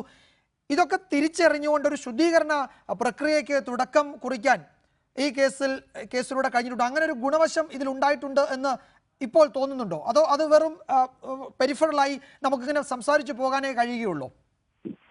തീർച്ചയായും ഒരു ശുദ്ധികലശത്തിന്റെ സമയമായിരിക്കുന്നു. ഇതൊരു പുതിയ തുടക്കത്തിന്റെ സമയമാണ്. കാര്യം എന്താണെന്നുള്ളത്, പെരിഫറലായിട്ട് പോകാനുള്ള സാധ്യത വളരെ കുറവാണ്. കാരണം സോഷ്യൽ മീഡിയയും അല്ലെങ്കിൽ അറിയുവാനുള്ള അവകാശം കൂടുതലായിട്ട് ജനങ്ങളിലേക്ക് എത്തിയിരിക്കുന്നു. പൊതുസമൂഹത്തിന് ഈ വിഷയത്തിൽ വളരെ വ്യക്തമായ ധാരണയുണ്ട് എന്നുള്ളതാണ് സത്യം. കാര്യം ഇവിടുത്തെ പ്രേക്ഷകർ അവരുടെ കയ്യടി മേടിച്ചുകൊണ്ടും അവർ മുടക്കുന്ന പൈസയ്ക്ക് ടിക്കറ്റ് കീറിക്കൊണ്ടാണ് ഇവിടെ ഒരു താരം ജനിക്കുന്നതും താരം വലുതാവുന്നതും സംവിധായകർ ഉൾപ്പെടെയുള്ളവരും സിനിമ വലുതാവുന്നതും എല്ലാം പ്രേക്ഷകരുടെ വിയർപ്പിന്റെ അവന്റെ കഷ്ടപ്പാടിന്റെയാണ്. അവരെ പറ്റിച്ചു എന്നൊരു തോന്നൽ കേരളത്തിലെ പൊതുസമൂഹത്തിനും പ്രേക്ഷകർക്കും മനസ്സിലായിട്ടുണ്ട്, തോന്നിയിട്ടുണ്ട് എന്നുള്ളതൊരു നഗ്ന സത്യമാണ്. ഇനി കണ്ണടച്ചിരുട്ടാക്കാനോ കണ്ണടച്ചുകൊണ്ട് പാല് കുടിക്കാനോ പറ്റില്ല. വളരെ വ്യക്തതയോടുകൂടി പൊതുസമൂഹത്തിന് ഒരു ധാരണ ഉണ്ടായിരിക്കുന്നു. സിനിമാ രംഗത്തെ പറ്റി ഒരു അല്പം അവേർഷൻ ഉണ്ടായിരിക്കുന്നു ഈ സംഭവത്തോടു കൂടി. ഇതിൽ കുറ്റവാളിയാണോ കുറ്റവാളി അല്ലയോ എന്നുള്ളത് തീരുമാനിക്കുന്നത് ബഹുമാനപ്പെട്ട കോടതിയാണ്. അപ്പൊ നേരത്തെ ചിലരൊക്കെ സംസാരിച്ചതുപോലെ കോടതിയിലിരിക്കുന്ന വിഷയം ഒരാൾക്ക് ജാമ്യം കൊടുക്കണോ കൊടുക്കണ്ട എന്ന് തീരുമാനിക്കുന്നത് കോടതിയുടെ ഡിസ്ക്രിപ്ഷനാണ്. അതിലേക്കൊന്നും നമ്മൾ സംസാരിച്ചിട്ട് കാര്യമില്ല. നമ്മുടെ ചർച്ച ഇപ്പോൾ വിജയകുമാർ ചോദിച്ചതുപോലെ ഏറ്റവും കൂടുതൽ ഗുണപരമായ ഒരു മാറ്റത്തിലേക്ക് മലയാള സിനിമ പോയില്ല എങ്കിൽ പ്രേക്ഷകൻ തിയേറ്ററിലേക്ക് എത്തത്തില്ല. പ്രേക്ഷകൻ തിയേറ്ററിൽ വന്നില്ല എങ്കിൽ ഇവിടെ ഒരു സിനിമ താരങ്ങളും ഉണ്ടാവത്തില്ല, ഒരു സിനിമയും വിജയിക്കത്തുമില്ല. ഈ ഇൻഡസ്ട്രി കൂട്ടുകൂട്ടും. ഇതൊരു വലിയ ഇൻഡസ്ട്രിയാണ്. തദ്ദേശ സ്വയംഭരണ സ്ഥാപനങ്ങൾ ഉൾപ്പെടെയുള്ള പല സ്ഥാപനങ്ങൾക്കും ടാക്സ് എന്ന അടിസ്ഥാനത്തിൽ സിനിമയിൽ നിന്ന് കിട്ടുന്ന റവന്യൂ വളരെ വലുതാണ്. അപ്പൊ സ്വാഭാവികമായിട്ടും ഈ വ്യവസായത്തിന് തകർച്ച ഉണ്ടാകാതിരിക്കണമെന്നാണ് ഇതിലൊക്കെ പ്രവർത്തിക്കുന്നത് നമ്മളെപ്പോലുള്ളവരുടെ ആഗ്രഹം. അതുകൊണ്ട് തന്നെ ഇതൊരു തുടക്കമാണ്, ഇതൊരു ഐ ഓപ്പണിംഗ് ആണ്. എല്ലാ ചർച്ചകളിലും ഞാൻ പറഞ്ഞിട്ടുള്ള വിഷയങ്ങളിൽ ഒന്നിതാണ്, ജനം എന്തായാലും പ്രതികരിക്കും എന്നുള്ള കാര്യത്തിൽ യാതൊരു സംശയവും വേണ്ട. പഴയ പോലെ കുറച്ച് കാരവൻ സംസ്കാരങ്ങളൊക്കെ സിനിമാ രംഗത്ത് നിന്ന് മാറും. അതോടൊപ്പം തന്നെ തെറ്റായ നടപടികളോ ക്രിമിനലിസോ അതുപോലെ മയക്കുമരുന്ന് ഉൾപ്പെടെയുള്ള കാര്യങ്ങളിൽ ആരെങ്കിലും ബന്ധപ്പെട്ടിട്ടുണ്ടെങ്കിൽ, ഞാൻ ഉണ്ട് എന്ന് പറയുന്നില്ല, എനിക്ക് അറിവില്ലാത്ത കാര്യത്തെപ്പറ്റി ഞാൻ തർക്കിക്കത്തില്ല. അത്തരം കാര്യങ്ങൾ ഇപ്പോ ടോളിവുഡ് തെലുങ്ക് സിനിമാ രംഗത്തൊക്കെ നമ്മൾ ദൈനംദിനം കേട്ടുകൊണ്ടിരിക്കുകയും കണ്ടുകൊണ്ടിരിക്കുകയും ചെയ്യുന്ന വാർത്ത എം എ നിഷാദ് മലയാളത്തിലേക്കും വരണം എന്നാണോ താങ്കൾ പറയുന്നത്? അതോ അതൊക്കെ അവിടെ കൊണ്ട് അവസാനിക്കും? അത്തരത്തിലുള്ള അന്വേഷണങ്ങളൊക്കെ മലയാള സിനിമയിലേക്ക് വരേണ്ടിയിരുന്നു നേരത്തെ തന്നെ. ഇപ്പോൾ ചില സൂചനകൾ കിട്ടുന്നു, ഈ തെലുങ്ക് സിനിമാ മേഖലയിലെ മയക്കുമരുന്ന് ഇടപാടുകളുടെ അന്വേഷണം മലയാളത്തിലേക്കും വരുന്നുണ്ട് എന്നത്. അതൊക്കെ നടന്നാൽ ഇതിനപ്പുറത്തേക്ക് കാര്യങ്ങൾ ജനം അറിയും എന്നാണോ താങ്കൾ കരുതുന്നത്? അല്ല, തീർച്ചയായിട്ടും ജനങ്ങൾക്ക് അറിയാനുള്ള അവകാശമുണ്ട്. ജനങ്ങൾക്ക് അറിയാനുള്ള എല്ലാ സാഹചര്യങ്ങളും ഉണ്ട്. ടെക്നോളജി അത്രമാത്രം ഡെവലപ്ഡ് ആയിരിക്കുന്നു. ഓരോരുത്തരുടെ കൈകളിൽ തന്നെ, ഓരോരുത്തരുടെ കയ്യിലിരിക്കുന്ന ഫോണുകളിൽ തന്നെ അവർക്ക് ലോകവുമായി ബന്ധപ്പെടാൻ പറ്റുന്നു, വാർത്തകൾ അന്നറിയുന്നു. അപ്പൊ അതുകൊണ്ട് ഞാൻ പറയുന്നത് ഈ അന്വേഷണം എന്ന് പറയുന്ന സാധനം സമഗ്രമായ ഒരു അന്വേഷണമാണ് പോലീസ് എടുക്കേണ്ടത്, സിനിമാ രംഗത്ത് പ്രത്യേകിച്ച്. അപ്പം ഇത്തരം പ്രവണത ഇല്ല എന്ന് ആർക്കും പറയാൻ പറ്റത്തില്ല, ഉണ്ടെന്ന് തുറപ്പിച്ച് പറയാനും പറ്റത്തില്ല. എങ്കിൽ ഒരു സംശയത്തിന്റെ മുൾമുനയിൽ അങ്ങനെ നിൽക്കുന്നുണ്ടെങ്കിൽ ആ സംശയം ലഘൂകരിക്കുവാനുള്ള ഒരു തീരുമാനത്തിലേക്ക് സർക്കാർ ഇടപെടും എന്ന് ഞാൻ വിശ്വസിക്കുന്നു. വളരെ നിശ്ചയദാർഢ്യത്തോടു കൂടി പോകുന്ന ഒരു സർക്കാർ ആയതുകൊണ്ടാണ് പല കേസുകളും ഇപ്പോൾ തെളിഞ്ഞുകൊണ്ടിരിക്കുന്നത്. വിമർശനങ്ങൾ ഉണ്ടാവും, വിമർശനങ്ങൾ പ്രവർത്തിക്കുന്നവർക്ക് മാത്രമേ വിമർശനം ഉണ്ടാവത്തുള്ളൂ. അതിനെ ഒരു സ്പോർട്ടി സ്പിരിറ്റോടെ എടുത്തിട്ട് ഈ ജനകീയ സർക്കാർ മുന്നോട്ട് പോകുമ്പോൾ തീർച്ചയായിട്ടും പോലീസിൽ എനിക്ക് വിശ്വാസമുണ്ട്. അത് മാത്രമല്ല, പൊതുസമൂഹത്തിന് ഇത്തരം ഒരു വിഷയത്തിൽ കഴിഞ്ഞ 2-4 വർഷം മുമ്പുണ്ടായ ഒരു സർക്കാരല്ല, അല്ലെങ്കിൽ 3 വർഷം മുമ്പുണ്ടായ ഒരു സർക്കാരല്ല, കാര്യങ്ങൾ വ്യക്തമായി എത്ര ഉന്നതരാണെങ്കിലും നിയമത്തിന്റെ മുന്നിൽ കൊണ്ടുവരാനുള്ള ഒരു ദൃഢനിശ്ചയം പോലീസിന്റെ ആ നിലയ്ക്കുള്ള നടപടിയെ പ്രശംസിക്കുകയാണ്. ഞാൻ വരാം. ശ്രീ ബിനീഷ് ബാസ്റ്റിൻ, ഈ മലയാള സിനിമയിൽ അതിന്റെ ഒരു ഭാഗത്ത് വലിയ തോതിലുള്ള ക്രിമിനൽ വൽക്കരണം നടക്കുന്നുണ്ടായിരുന്നു എന്നതാണ് ഈ സംഭവങ്ങളിലൂടെ ബോധ്യപ്പെടുന്നത്.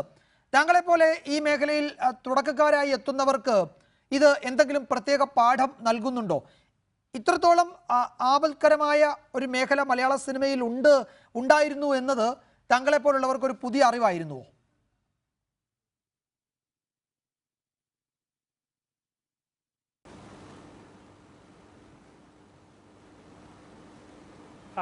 എല്ലാവരും സിനിമയിൽ ഒരുപാട് താടിയും മൂടിയും വളർത്തിയ ആൾക്കാരുണ്ട്. അവരെല്ലാവരും ലഹരി വസ്തുക്കൾ ഉപയോഗിക്കുന്ന ആൾക്കാരൊന്നുമല്ല. സിനിമയിലെ കുറച്ച് വിഭാഗം ആൾക്കാർ, സിനിമ വാഴുന്ന കുറച്ച് ആൾക്കാരുണ്ട്. ശരിക്കും പറഞ്ഞിട്ടുണ്ടെങ്കിൽ ഞാൻ ഇതുവരെയായിട്ടും ലഹരി വസ്തുക്കൾ ഉപയോഗിക്കാത്ത ഒരാളാണ്. എൻ്റെ ലുക്ക് ഉണ്ടായിരുന്നെങ്കിൽ ഞാൻ 12 വർഷമായിട്ട് സിനിമയിലുള്ള ആളാണ്. ചില ആർട്ടിസ്റ്റുകളുടെ പേരൊന്നും എനിക്ക് പറയാൻ പറ്റുമോ, ചില ആർട്ടിസ്റ്റുകൾ എൻ്റെ അടുത്ത് ലഹരി വസ്തുക്കൾ ഉണ്ടാകുന്ന ചോദിക്കും. ശരിക്കും ലഹരി ഉപയോഗിക്കാത്തതുകൊണ്ട് ഒറ്റപ്പെട്ടു പോകുന്ന കുറേ ആർട്ടിസ്റ്റുകളുണ്ട്. ഞാൻ ഈ ലുക്കൊക്കെ വെച്ചിട്ട് ലഹരി ഉപയോഗിക്കുന്നില്ല എന്ന് പറയുന്നത് സിനിമാ ഫീൽഡിൽ നാണക്കേടായതുകൊണ്ട് ഞാൻ നിർത്തിയതാണ്. ലഹരി ഉപയോഗിക്കൽ ഞാൻ നിർത്തിയിട്ട് കുറച്ച് നാളുകളായിട്ടുള്ളൂ. ഇപ്പം ഈ കുറേ നിയമങ്ങൾ മാറാനുണ്ട്. ഒരുപാട് നിയമങ്ങളൊക്കെ മാറിയാലാണ് സിനിമ ഇപ്പോഴത്തെ ഒരു നല്ലൊരു രീതിയിൽ സിനിമ വരുള്ളൂ. ഇപ്പം ഈ ഒരു പ്രശ്നം നടന്നിട്ട് തന്നെ 1 മാസം ആയിട്ട് ഈ പ്രശ്നം നടന്നേക്കുന്നത്. അത് കഴിഞ്ഞിട്ട് തിയേറ്ററിൽ ഒരുപാട് സിനിമകൾ ഇറങ്ങുന്നുണ്ട്. ആഴ്ചയിൽ 4-5 സിനിമകൾ ഇറങ്ങുന്നുണ്ട്. ഓൾഡ് ഓവറാണ്, എല്ലാ പടങ്ങളും ഓൾഡ് ഓവറാണ്. ഞാൻ ഒരുപാട് പടങ്ങളിൽ ഈ ഇടയ്ക്ക് അഭിനയിച്ചിട്ടുണ്ടായിരുന്നു. ഞാൻ എൻ്റെ സിനിമകൾ തന്നെ കാണുമ്പോൾ കൊച്ചു വേഷങ്ങളാണെങ്കിലും എൻ്റെ സിനിമകൾ കാണുമ്പോഴാണ് 12-20 പേരൊക്കെ ഉള്ളൂ പടത്തിന്. 2 കോടി രൂപ മുടക്കുന്ന പടത്തിന് ഓൾ കേരള കളക്ഷൻ കിട്ടുന്നത് 10 ലക്ഷം രൂപ വരെ കളക്ഷൻ കിട്ടുന്നതുള്ളൂ. ശരിക്കും ഇത്തരം കേസ് വന്നതിന് ശേഷം പ്രേക്ഷകർ, ജനങ്ങൾ ഒരുപാട് പേര് തിയേറ്ററിൽ വരാതെ ആയിട്ടുണ്ട്. ഭൂരിഭാഗം പേര് തന്നെ ഞങ്ങളെയൊക്കെ, എൻ്റെ നാട്ടിൽ ഞാൻ ആർട്ടിസ്റ്റാണ്, ചെറിയ ആർട്ടിസ്റ്റാണ്. എൻ്റെ നാട്ടിൽ എന്നെ സിനിമ നടന്ന രീതിയിലാണ് കാണുന്നത്. എന്നെയൊക്കെ പുച്ഛത്തോടെയാണ് ആൾക്കാർ സമൂഹം കാണുന്നത്. ഒരുപാട് കാര്യങ്ങൾ ഇനി സിനിമകളിൽ മാറാനുണ്ട്. ഞാനൊക്കെ എന്നെ പോലത്തെ വേഷങ്ങൾ ചെയ്യുന്ന ആൾക്കാരെല്ലാം തൊഴിലാളികളാണ്. എല്ലാവർക്കും അറിയാം ഞാൻ ടൈൽസിൻ്റെ വർക്കൊക്കെ ചെയ്ത് ജീവിക്കുന്ന ഒരാളാണ്. സിനിമ എൻ്റെ ഒരു പാഷനാണ്. അതുകൊണ്ടാണ് ആ സിനിമയിൽ അഭിനയിക്കുന്നത്. 1 വർഷമായിട്ടുള്ളൂ എനിക്ക് സിനിമയിൽ നല്ല വേഷങ്ങൾ കിട്ടാൻ തുടങ്ങിയിട്ടും അത്യാവശ്യം പൈസ കിട്ടാൻ തുടങ്ങിയിട്ട് 1 വർഷമായിട്ടുള്ളൂ. പൈസ വാങ്ങിച്ചിട്ടുണ്ടെങ്കിൽ വലിയ വലിയ ആർട്ടിസ്റ്റുകളാണ്. ഞങ്ങളെപ്പോലത്തെ ചെറിയ ആർട്ടിസ്റ്റുകളൊക്കെ സിനിമയിൽ ഉണ്ടെങ്കിലും ഞങ്ങൾക്കൊക്കെ തുച്ഛമായിട്ടുള്ള വേതനമാണ് കിട്ടണത്. ലഹരി വസ്തുക്കൾ ഉപയോഗിക്കുന്ന താടിയും മുടിയും വളർത്തിയ ആൾക്കാരെല്ലാവരും ലഹരി വസ്തുക്കൾ ഉപയോഗിക്കുന്ന ആൾക്കാരല്ല. ഉപയോഗിക്കുന്ന ആൾക്കാരുണ്ടാവും. സിനിമകളിൽ ഒരുപാട് ആൾക്കാരുണ്ട്. ഈ നല്ല നിയമങ്ങൾ സിനിമയിൽ വന്നാൽ മാത്രമാണ് ഇനി നല്ല അത്തരത്തിലുള്ള നിയന്ത്രണം നിയമപരമായി തന്നെ വേണം. അതാണ് താങ്കൾ പറയുന്നത്. ശ്രീ പ്രിയദർശൻ തമ്പി, ഈ ചേഞ്ച് ഓഫ് സർക്കംസ്റ്റാൻസസ്, സാഹചര്യങ്ങളുടെ ഒരു മാറ്റം എന്നത് ഈ കേസിൽ ഈ ഘട്ടത്തിൽ പ്രകടമാണോ?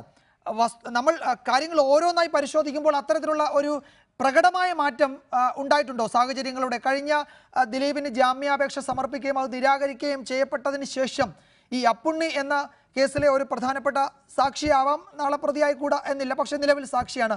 അയാൾ അന്വേഷണ സംഘത്തിന് മുൻപാകെ വന്നു, ചില കാര്യങ്ങൾ പറഞ്ഞു എന്നതിനപ്പുറത്തേക്ക് എന്തെങ്കിലും പ്രകടമായ മാറ്റം ഈ സാഹചര്യങ്ങളിൽ ഉണ്ടായിട്ടുണ്ടോ? നമ്മളെ സംബന്ധിച്ചിടത്തോളം ഇതിലെ വസ്തുതകൾ മുഴുവൻ പുറത്തു വന്നുവെന്ന് ഇപ്പോഴും കരുതാനാവില്ല. എന്തിനു വേണ്ടി ഇത് ചെയ്തു എന്ന കാര്യത്തിൽ അന്ന് കോടതി പറഞ്ഞ കുറെ കൂടി വ്യക്തത വരുത്തേണ്ടതുണ്ട് എന്ന് കോടതി പറഞ്ഞ അതേ നില ഇപ്പോഴും തുടരുകയുമാണ്. സാഹചര്യങ്ങളിൽ പ്രകടമായ കാര്യമായ മാറ്റം ഉണ്ട് എന്ന് ഈ ഘട്ടത്തിൽ പറയാൻ കഴിയുമോ നമുക്ക്?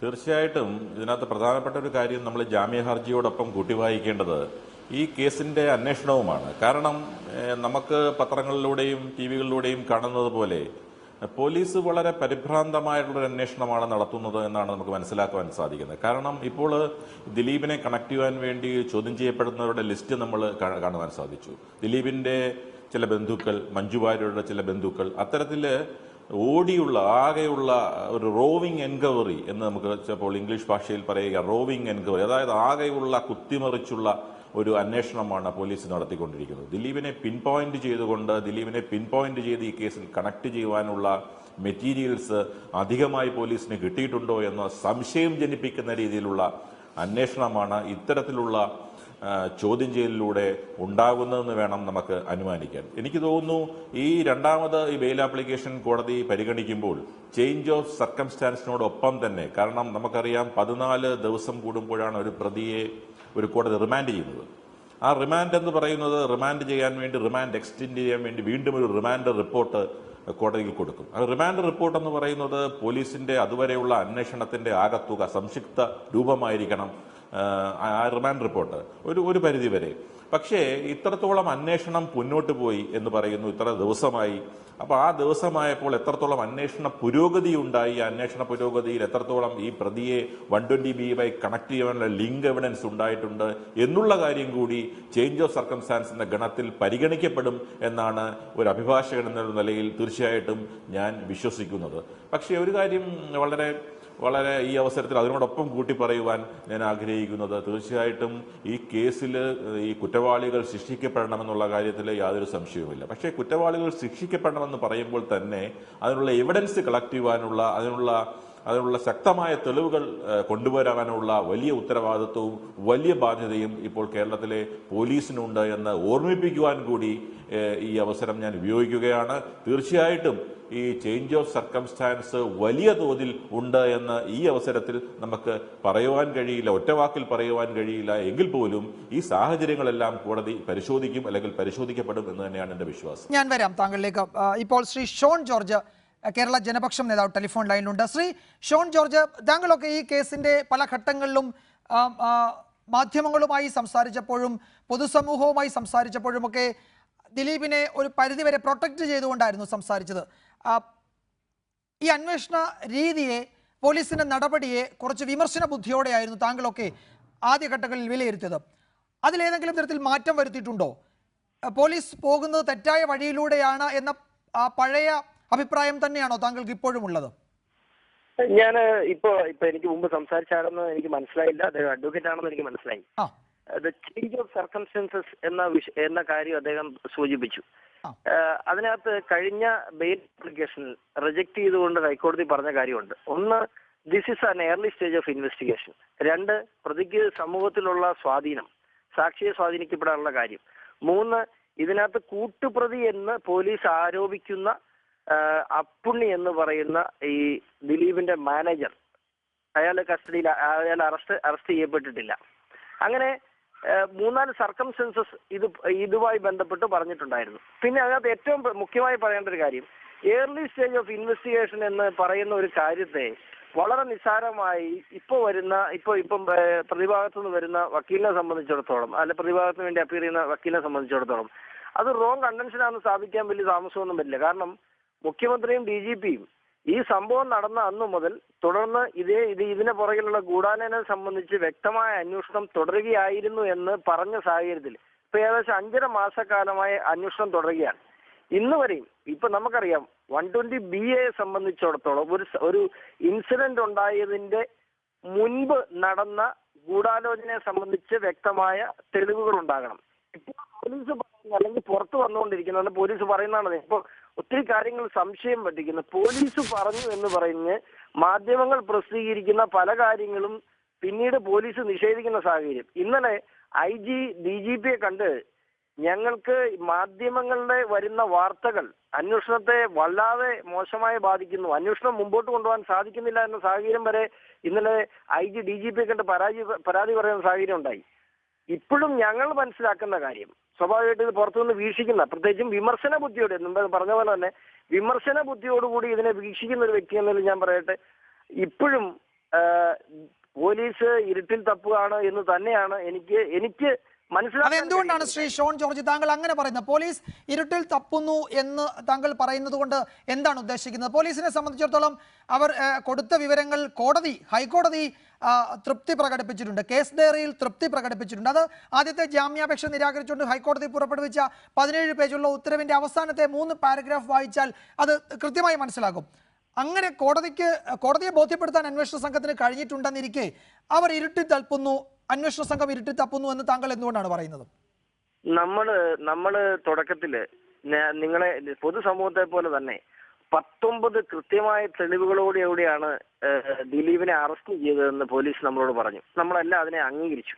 3-ാമത്തെ ദിവസം ദിലീപിനെ ആയിട്ട് പ്രഹസനമായിട്ട് ഇറങ്ങിയപ്പോഴാണ് ഒരു ചെറിയ സമൂഹമെങ്കിലും തിരിച്ചു ചിന്തിക്കാൻ തുടങ്ങിയത്. ഞങ്ങൾ ഉൾപ്പെടെ ഒരു സമൂഹം തിരിച്ചു ചിന്തിക്കാൻ തുടങ്ങിയത്. കാരണമല്ല, ഈ ഒരാള് അറസ്റ്റഡ് ആയതിനു ശേഷം അല്ലെങ്കിൽ ഒരാൾ കുറ്റക്കാരനെന്ന് ആരോപിച്ചതിന് ശേഷം അയാളെ കുറ്റക്കാരനാക്കാൻ ഒത്തിരി കോണുകളിൽ നിന്നും വരുന്ന ഒരു സമ്മർദ്ദവും അത് കണ്ടു നിൽക്കുമ്പോൾ നമുക്ക് മനസ്സിലാകുന്ന കാര്യങ്ങളിൽ നിന്നാണോ നമ്മൾ തിരിച്ചു ചിന്തിച്ചു തുടങ്ങിയത്. എനിക്ക് മനസ്സിലായ കാര്യം, ഈ 19 കാര്യത്തിൽ സർക്കംസ്റ്റാൻസസ് എവിഡൻസ് ഒഴികെ ഒരു സോളിഡ് എവിഡൻസ് ഇന്ന് വരെയും പോലീസിന് കോടതിയുടെ മുമ്പിൽ കേസ് ഡയറി പ്രസന്റ് ചെയ്തു എന്നുള്ള ഇരിക്കട്ടെ, ഇത്രയേറെ ആരോപണങ്ങൾ പോലീസിനെതിരെ വന്നിട്ട് പോലീസ് ഒരു സർക്കംസ്റ്റാൻസസ് എവിഡൻസിന് അപ്പുറത്തേക്ക് ഒരു സോളിഡ് എവിഡൻസ് അല്ല ശ്രീ ഷോൺ ജോർജ്, ഇതിൽ ദിലീപിനെതിരെയുള്ള ഗൂഢാലോചന കുറ്റം തെളിയിക്കപ്പെടുന്നത് എങ്ങനെയാണെന്ന് ഹൈക്കോടതി വ്യക്തമാക്കിയിട്ടുണ്ട്. ഗൂഢാലോചനയ്ക്ക് മെറ്റീരിയൽ എവിഡൻസ് ആവശ്യമില്ല, സാഹചര്യ തെളിവുകൾ, താങ്കൾ പറയുന്ന സർക്കംസ്റ്റാൻസസ് എവിഡൻസ് മതിയെന്ന് ബഹുമാനപ്പെട്ട കേരള ഹൈക്കോടതിയാണ് ഉത്തരവിൽ പറഞ്ഞിട്ടുള്ളത്. അതുകൊണ്ട് അതിനെ എന്തിനാണ് അവിശ്വസിക്കേണ്ടത്? സാഹചര്യ തെളിവുകൾ മതി, അവിടെ മറ്റു തെളിവുകൾ വേണ്ട.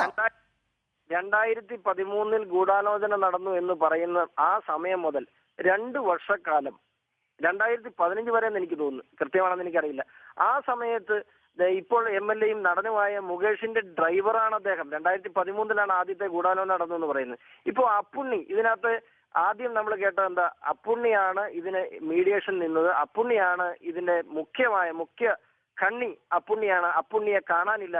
എന്തിന്? ഇന്ന് വരെ ഈ അപ്പുണ്ണി എന്ന് പറയുന്ന ആളെ ജീവിതത്തിൽ കണ്ടിട്ടില്ലാത്ത എന്നെ പോലും ചേർത്ത് വാർത്തകളുണ്ടായി. അപ്പുണ്ണി പൂഞ്ഞാറിൽ ഒളിച്ചിരിക്കുന്നു എന്ന് വരെ പറയുന്ന സാഹചര്യം ഈ നാട്ടിലുണ്ടായി. അതൊക്കെ രസകരമാണ്. എങ്കിൽ പോലും ഇന്ന് ആ അപ്പുണ്ണി എന്ന് പറയുന്ന ആളാണ് മുഖ്യ കണ്ണി. അപ്പുണ്ണി അറസ്റ്റഡ് ആയാൽ ദിലീപ് കുരുങ്ങുമെന്ന് പറഞ്ഞിട്ട് അപ്പുണ്ണിയെ വൃത്തിയായിട്ട് പോലീസ് ചോദ്യം ചെയ്തിട്ട് അപ്പുണ്ണിയെ വിട്ടുകളഞ്ഞല്ലോ. അപ്പുണ്ണി എവിടെ? അപ്പുണ്ണി എങ്ങനെയാ പ്രതിയാകാത്തത്? ഇതിനകത്ത് മുഖ്യ ലിങ്ക്, അതായത് ഈ ക്രൈം ആസൂത്രണം ചെയ്തതിൽ ഗൂഢാലോചന കുറ്റം ചുമത്തപ്പെട്ട ഒരു വ്യക്തി ദിലീപ് ഈ പ്രതിയായി സംസാരിച്ചത് അപ്പുണ്ണിയുടെ ഫോണിൽ നിന്നാന്ന് പറഞ്ഞിട്ട് എന്തുകൊണ്ട് അപ്പുണ്ണിയെ പ്രതി ചേർത്തില്ല ഈ നിമിഷം വരെയും? ഇത് ഒരു സാധാരണക്കാരൻ കണ്ടോണ്ടിരിക്കും, പത്രം അല്ലല്ല, അതൊന്നും വെറുതെ അങ്ങ് അപ്പുണ്ണിയെ വിട്ടുകളയുന്ന ഒന്നുമല്ല ശ്രീ ഷോൺ ജോർജ്. നമ്മുടെ അന്വേഷണ സംവിധാനത്തിന് ഇതൊക്കെ കൃത്യമായി ഇതിനൊക്കെ ഉത്തരവുണ്ടാകും. ഞാൻ പറഞ്ഞത് അതല്ല, അപ്പുണ്ണി ഒളിവിലാണ് എന്ന് ഹൈക്കോടതി തന്നെ വ്യക്തമാക്കിയിട്ടുണ്ടായിരുന്നു. അപ്പോൾ അപ്പുണ്ണിക്ക് ഇതിലുള്ള പങ്കാളിത്തം സംബന്ധിച്ച് അയാൾക്ക് അറിയാവുന്ന കാര്യങ്ങൾ അയാൾ പോലീസിനോട് പറഞ്ഞിട്ടുണ്ടാവും. അയാളെ വെറുതെ അങ്ങ് വിട്ടു എന്നൊന്നും വിചാരിക്കേണ്ട. നമുക്ക് മനസ്സിലാക്കാൻ കഴിയുന്നതല്ലേ അതായത് 10-15 ദിവസം, അറ്റ്ലീസ്റ്റ് 10 ദിവസമെങ്കിലും പോലീസ് കേരളം ഒട്ടുക്ക് തപ്പിയിട്ട് കിട്ടാതിരുന്ന ഒരു പ്രതിയെ ചോദ്യം ചെയ്യലിന് പോലീസ് ക്ലബിനകത്ത് കിട്ടിയിട്ടും റിലവന്റായി എന്തെങ്കിലും ഒരു മാറ്റർ അയാളുടെ പേരിലുണ്ടെങ്കിൽ അയാളെ പിന്നെ തിരിച്ച് വിട്ടുകളയാൻ ഇനി അപ്പുണ്ണി പ്രതിയാണെന്നുള്ള സാഹചര്യം ഉണ്ടെങ്കിൽ, ഇപ്പൊ പറയുന്ന കഥ അനുസരിച്ച് 100% ഈ കോൺസ്പിറസിയിൽ Appunni is a part of this conspiracy. അപ്പൊ സ്വാഭാവികമായിട്ട് ഈ കോൺസ്പിറസിയുടെ ഭാഗമായ അപ്പുണ്ണി ഇതിനകത്ത് പ്രതിയാണ്. അങ്ങനെ ഒരാളെ പോലീസ് ക്ലബിൽ ഇത്ര നേരം ചോദ്യം ചെയ്യാൻ കിട്ടിയിട്ട് നാളെ പോലീസ് തപ്പുമ്പോൾ അപ്പുണ്ണിയെ കിട്ടിയില്ലെങ്കിൽ ഇപ്പൊ പറഞ്ഞ പോലീസിന് പറഞ്ഞ കഥ അനുസരിച്ച് 100% അപ്പുണ്ണി പ്രതിയാണ്. അങ്ങനെ ഒരാളെ നാളെ തപ്പിപ്പ് കിട്ടിയില്ലെങ്കിൽ പോലീസല്ലേ പ്രതിക്കൂട്ടിലാകുന്നത്? അപ്പൊ എന്നാ ആദ്യം പറഞ്ഞ കഥയും ഇപ്പൊ കഥയുമായിട്ട് വൈരുദ്ധ്യമുണ്ടല്ലോ. ഇതൊക്കെ ഈ കേസിൽ ദിലീപിനെ ആദ്യം വിളിച്ച് 13 മണിക്കൂർ ചോദ്യം ചെയ്തിട്ട് പോലീസ് വിട്ടുകളഞ്ഞല്ലോ. അന്ന് പോലീസിന് വേണമെങ്കിൽ ദിലീപിനെ അറസ്റ്റ് ചെയ്തുകൂടെ? 13 മണിക്കൂർ ചോദ്യം ചെയ്തിട്ട് ദിലീപിനെ വിട്ട പോലീസിന് അപ്പുണ്ണി എന്ന് പറയുന്ന ഈ കേസിലെ നിലവിൽ സാക്ഷിയായ ഒരാളിനെ വിട്ടതിൽ എന്താണ് ശ്രീ ഷോൺ ജോർജ് താങ്കൾക്ക് ഒരു സംശയം?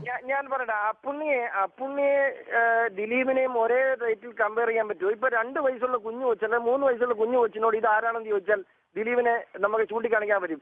ഇന്ത്യയിൽ ഒരിടത്തും ദിലീപിനെ, മലയാളി ഉള്ളിടത്തൊരിടത്തും ദിലീപിനെ ഒളിച്ചു കഴിയാൻ സാധിക്കില്ല.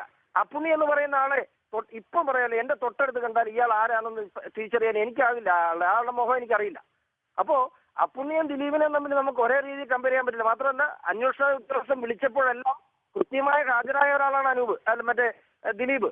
അപ്പോ അയാളെ ഇത് രണ്ടും ഒരേ തട്ടിൽ നമുക്ക് കമ്പയർ ചെയ്യാൻ കഴിയുമോ? അപ്പൊ താങ്കൾ എന്താണ് പറഞ്ഞു വരുന്നത്? താങ്കൾ അതിൽ നിന്നും എന്ത് സ്ഥാപിക്കാനാണ് താങ്കൾ ഇപ്പോൾ ശ്രമിക്കുന്നത്? അതായത് ഇതിൽ പോലീസ് തെറ്റായ വഴിയിലൂടെ സഞ്ചരിക്കുന്നു എന്ന് പറയുന്നതിന്റെ അടിസ്ഥാനം അതാണ് ഞാൻ ആവർത്തിച്ച് ചോദിക്കുന്നത്.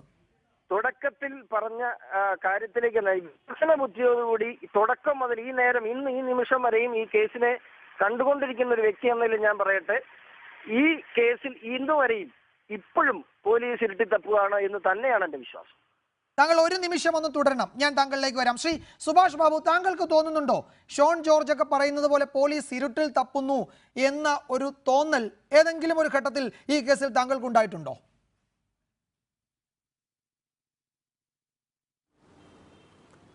ഇല്ല, പോലീസിനെ സംബന്ധിച്ചിടത്തോളം പ്രധാന കുറ്റകൃത്യ നിർവഹണത്തിൽ ആവശ്യമായ തെളിവുകൾ, ശിക്ഷിക്കാൻ ഏതാണ്ട് ഉതകുന്ന തെളിവുകൾ അവർക്ക് ലഭിച്ചിട്ടുണ്ട്. പക്ഷേ ദൃശ്യങ്ങൾ പകർത്തിയെന്നും ആ ദൃശ്യങ്ങൾ പകർത്തിയത് കണ്ടുപിടിക്കാൻ സാധിക്കാതിരിക്കും. ഈ കുറ്റകൃത്യം ചെയ്യുന്നതിന് ഗൂഢാലോചനയുടെ ആസൂത്രകൻ ദിലീപാണ് എന്ന് പറയുന്നതിനകത്തും സാഹചര്യത്തിനനുസരിച്ച് കുറച്ച് ഉപോത്ബലകമായ തെളിവുകളൊക്കെ സംഭവിച്ചിട്ടുണ്ട്. പക്ഷേ ഡയറക്റ്റായിട്ട് ഈ കോൺസ്പിറസി ആയിട്ട്, അതായത് ഗൂഢാലോചനയുമായിട്ട് ബന്ധപ്പെടുത്താനുള്ള തെളിവ് കിട്ടിയില്ല എന്നുള്ളതാണ് പോലീസിൻ്റെ പ്രധാനപ്പെട്ട വീഴ്ച ഇവിടെയുള്ളത്. അത് കണ്ടുപിടിക്കാൻ അവരെ സംബന്ധിച്ചുള്ള സാധിച്ചിട്ടില്ല എന്നുള്ളത്. അത് ഫോൺ കിട്ടണം, ഫോൺ കിട്ടുക, അതിനകത്തിലെ ഫോൺ കോൾസും മെമ്മറി കാർഡിനകത്തിലുള്ള ദൃശ്യങ്ങളും മറ്റു കാര്യങ്ങളും മെസ്സേജസ് ഇതൊക്കെ കണ്ടുപിടിച്ച് അതിൻ്റെ ലൊക്കേഷൻ ഉൾപ്പെടെയുള്ള കാര്യങ്ങൾ വന്നു കഴിഞ്ഞാൽ കുറച്ചും കൂടെ ആധികാരികമായിട്ട് അദ്ദേഹത്തെ ഇതുമായിട്ട് ബന്ധപ്പെടുത്താം. അദ്ദേഹത്തിന് ബന്ധമുണ്ട് എന്ന് ശക്തമായി നമുക്ക് സംശയിക്കാവുന്ന എല്ലാ സാഹചര്യങ്ങളും ഉണ്ട്. പക്ഷേ അദ്ദേഹം അതിൽ ഉൾപ്പെട്ടു എന്ന് നമുക്ക് ഒരു നിഗമനത്തിലെത്താൻ, അല്ലെ കോടതിയിൽ ഒരു നിഗമനത്തിൽ എത്തിപ്പിക്കാൻ പറ്റിയ തെളിവുകൾ ലഭിച്ചിട്ടുണ്ടോ എന്ന് സംശയമാണ്. കാരണം അങ്ങനെ ലഭിച്ചിട്ടുണ്ട് എങ്കിൽ ഇപ്പോൾ 2 അഡ്വക്കേറ്റുമാരെ അറസ്റ്റ് ചെയ്ത് വിട്ടു, അതിൻ്റെ ആവശ്യമില്ല. അവരിൽ നിന്ന് ഈ ഫോൺ കണ്ടെടുത്താൽ മതി. അല്ലെ അവരെ കൊണ്ട് പറയിപ്പിക്കാമായിരുന്നു എങ്ങനെ ഇത് നശിപ്പിച്ചു, ആ നശിപ്പിച്ചത് കണ്ടുപിടിക്കാനൊരു ശ്രമം നടത്തണം. അതൊന്നും ഇവിടെ നടത്തിയതായിട്ട് നമ്മൾ കാണുന്നില്ല. അതുകൊണ്ട് ഈ അവസ്ഥയിൽ നമ്മൾ മനസ്സിലാക്കേണ്ടത്, അതായത് നമ്മൾ സാഹചര്യങ്ങൾ കൊണ്ടും അന്വേഷണത്തിൽ നിന്ന് നമുക്ക് ഊഹിക്കാൻ കഴിയുന്നതനുസരിച്ചിട്ടും പ്രധാനമായ ഒരു തെളിവിലേക്ക് ഗൂഢാലോചനയുമായിട്ട് ദിലീപിനെ ബന്ധപ്പെടുത്താൻ കഴിഞ്ഞിട്ടില്ല. പക്ഷേ അതിന് ഉപോത്ബലകമായി കുറേ കാര്യങ്ങൾ ഉണ്ടാക്കിയിട്ടുണ്ട്. പക്ഷേ നിർണായകമായ ഒരു തെളിവിലേക്ക് എത്താൻ സാധിക്കാത്തത് കൊണ്ട് പോലീസിന് കുറച്ച് വിഷമമുണ്ട്. അത് കിട്ടില്ല എന്ന് പറയുന്നില്ല. പക്ഷേ അതിന് വേണ്ടിയിട്ടുള്ള ശ്രമത്തിൻ്റെ ഫലമാണ് ഈ നാദിർ ഷായെയും അതേപോലെ ഈ അപ്പുണ്ണിയൊക്കെ അറസ്റ്റ് ചെയ്യാതെ പുറത്ത് നിർത്തിയിരിക്കുന്നത്. അവരുടെ നിരീക്ഷണം, അവരെ വീണ്ടും വീണ്ടും ചോദ്യം ചെയ്യുക, അല്ല വേറെ ഏതെങ്കിലും സാഹചര്യത്തിൽ മറ്റെന്തെങ്കിലും തെളിവ് കിട്ടുകയാണെങ്കിൽ ഇവരിൽ നിന്ന് അത് പോലീസിന് അത് ഫലപ്രദമായ രീതിയിൽ ഒരു തെളിവിലേക്ക് എത്തിക്കാൻ വേണ്ടിയിട്ടുള്ള ശ്രമമൊക്കെയാണ് പോലീസ് ചെയ്യുന്നത്. അതുകൊണ്ട് അവരെ അറസ്റ്റ് ചെയ്തില്ല എന്ന് പറയുന്നത് ഒരു വലിയ കാര്യമൊന്നുമില്ല. ഇപ്പോൾ വേണമെങ്കിൽ അറസ്റ്റ് ചെയ്യാം, എപ്പോൾ വേണമെങ്കിൽ അറസ്റ്റ് ചെയ്യാം, അതിനൊന്നുമില്ല. അവസാനം ചാർജ് ഷീറ്റ് കൊടുക്കുമ്പോൾ അറസ്റ്റ് ചെയ്യില്ല, അങ്ങനെ അറസ്റ്റ് ചെയ്തില്ലെങ്കിൽ കുറ്റപത്രം കൊടുക്കുമ്പോൾ അതുകൂടി ചേർത്താലും മതി. അറസ്റ്റ് ചെയ്യണമെന്ന് അല്ലെങ്കിൽ അവരെ കസ്റ്റഡിയിൽ വെച്ചു അങ്ങനെ റിമാൻഡ് ചെയ്യണമെന്നൊന്നുമില്ല. അതും ശരിയാണ്. ശ്രീ പ്രിയദർശൻ തമ്പി, ഇതിൽ ഒരു പ്രധാനപ്പെട്ട കാര്യം, ഇതിലെ ഗൂഢാലോചന എന്നത് തെളിയിക്കപ്പെടണമെങ്കിൽ അതിൽ മെറ്റീരിയൽ എവിഡൻസ് എന്നത് കുറെ ബുദ്ധിമുട്ടുള്ള കാര്യമാണ്. അത് സാഹചര്യ തെളിവുകളുടെ അടിസ്ഥാനത്തിൽ കണ്ണി ചേർത്ത് വിചാരണയുടെ ഘട്ടത്തിൽ മുന്നോട്ട് പോകേണ്ടുന്നത് ഒന്നാണ്. അങ്ങനെയിരിക്കെ ഈ കാര്യങ്ങൾ 120B എന്ന ചാർജിന് പര്യാപ്തമായ വിവരങ്ങൾ ഇതിനോടകം തന്നെ ദിലീപിനെതിരെ ലഭിച്ചിട്ടില്ലേ? നമുക്ക് ഹൈക്കോടതി ഉത്തരവാണ് നമ്മുടെ മുന്നിലുള്ള, രേഖാമൂലമുള്ള ഒരു വിവരം. അത് ഹൈക്കോടതി ഉത്തരവാണ് നമ്മുടെ മുന്നിലുള്ള അക്കാര്യത്തിലുള്ള ഔദ്യോഗിക വിശദീകരണം നൽകുന്ന കേസ് ഡയറി പരിശോധിച്ചതിന് ശേഷം കോടതി എഴുതിയ ഒരു കാര്യം. അതാണ് നമ്മുടെ മുന്നിലുള്ളത്.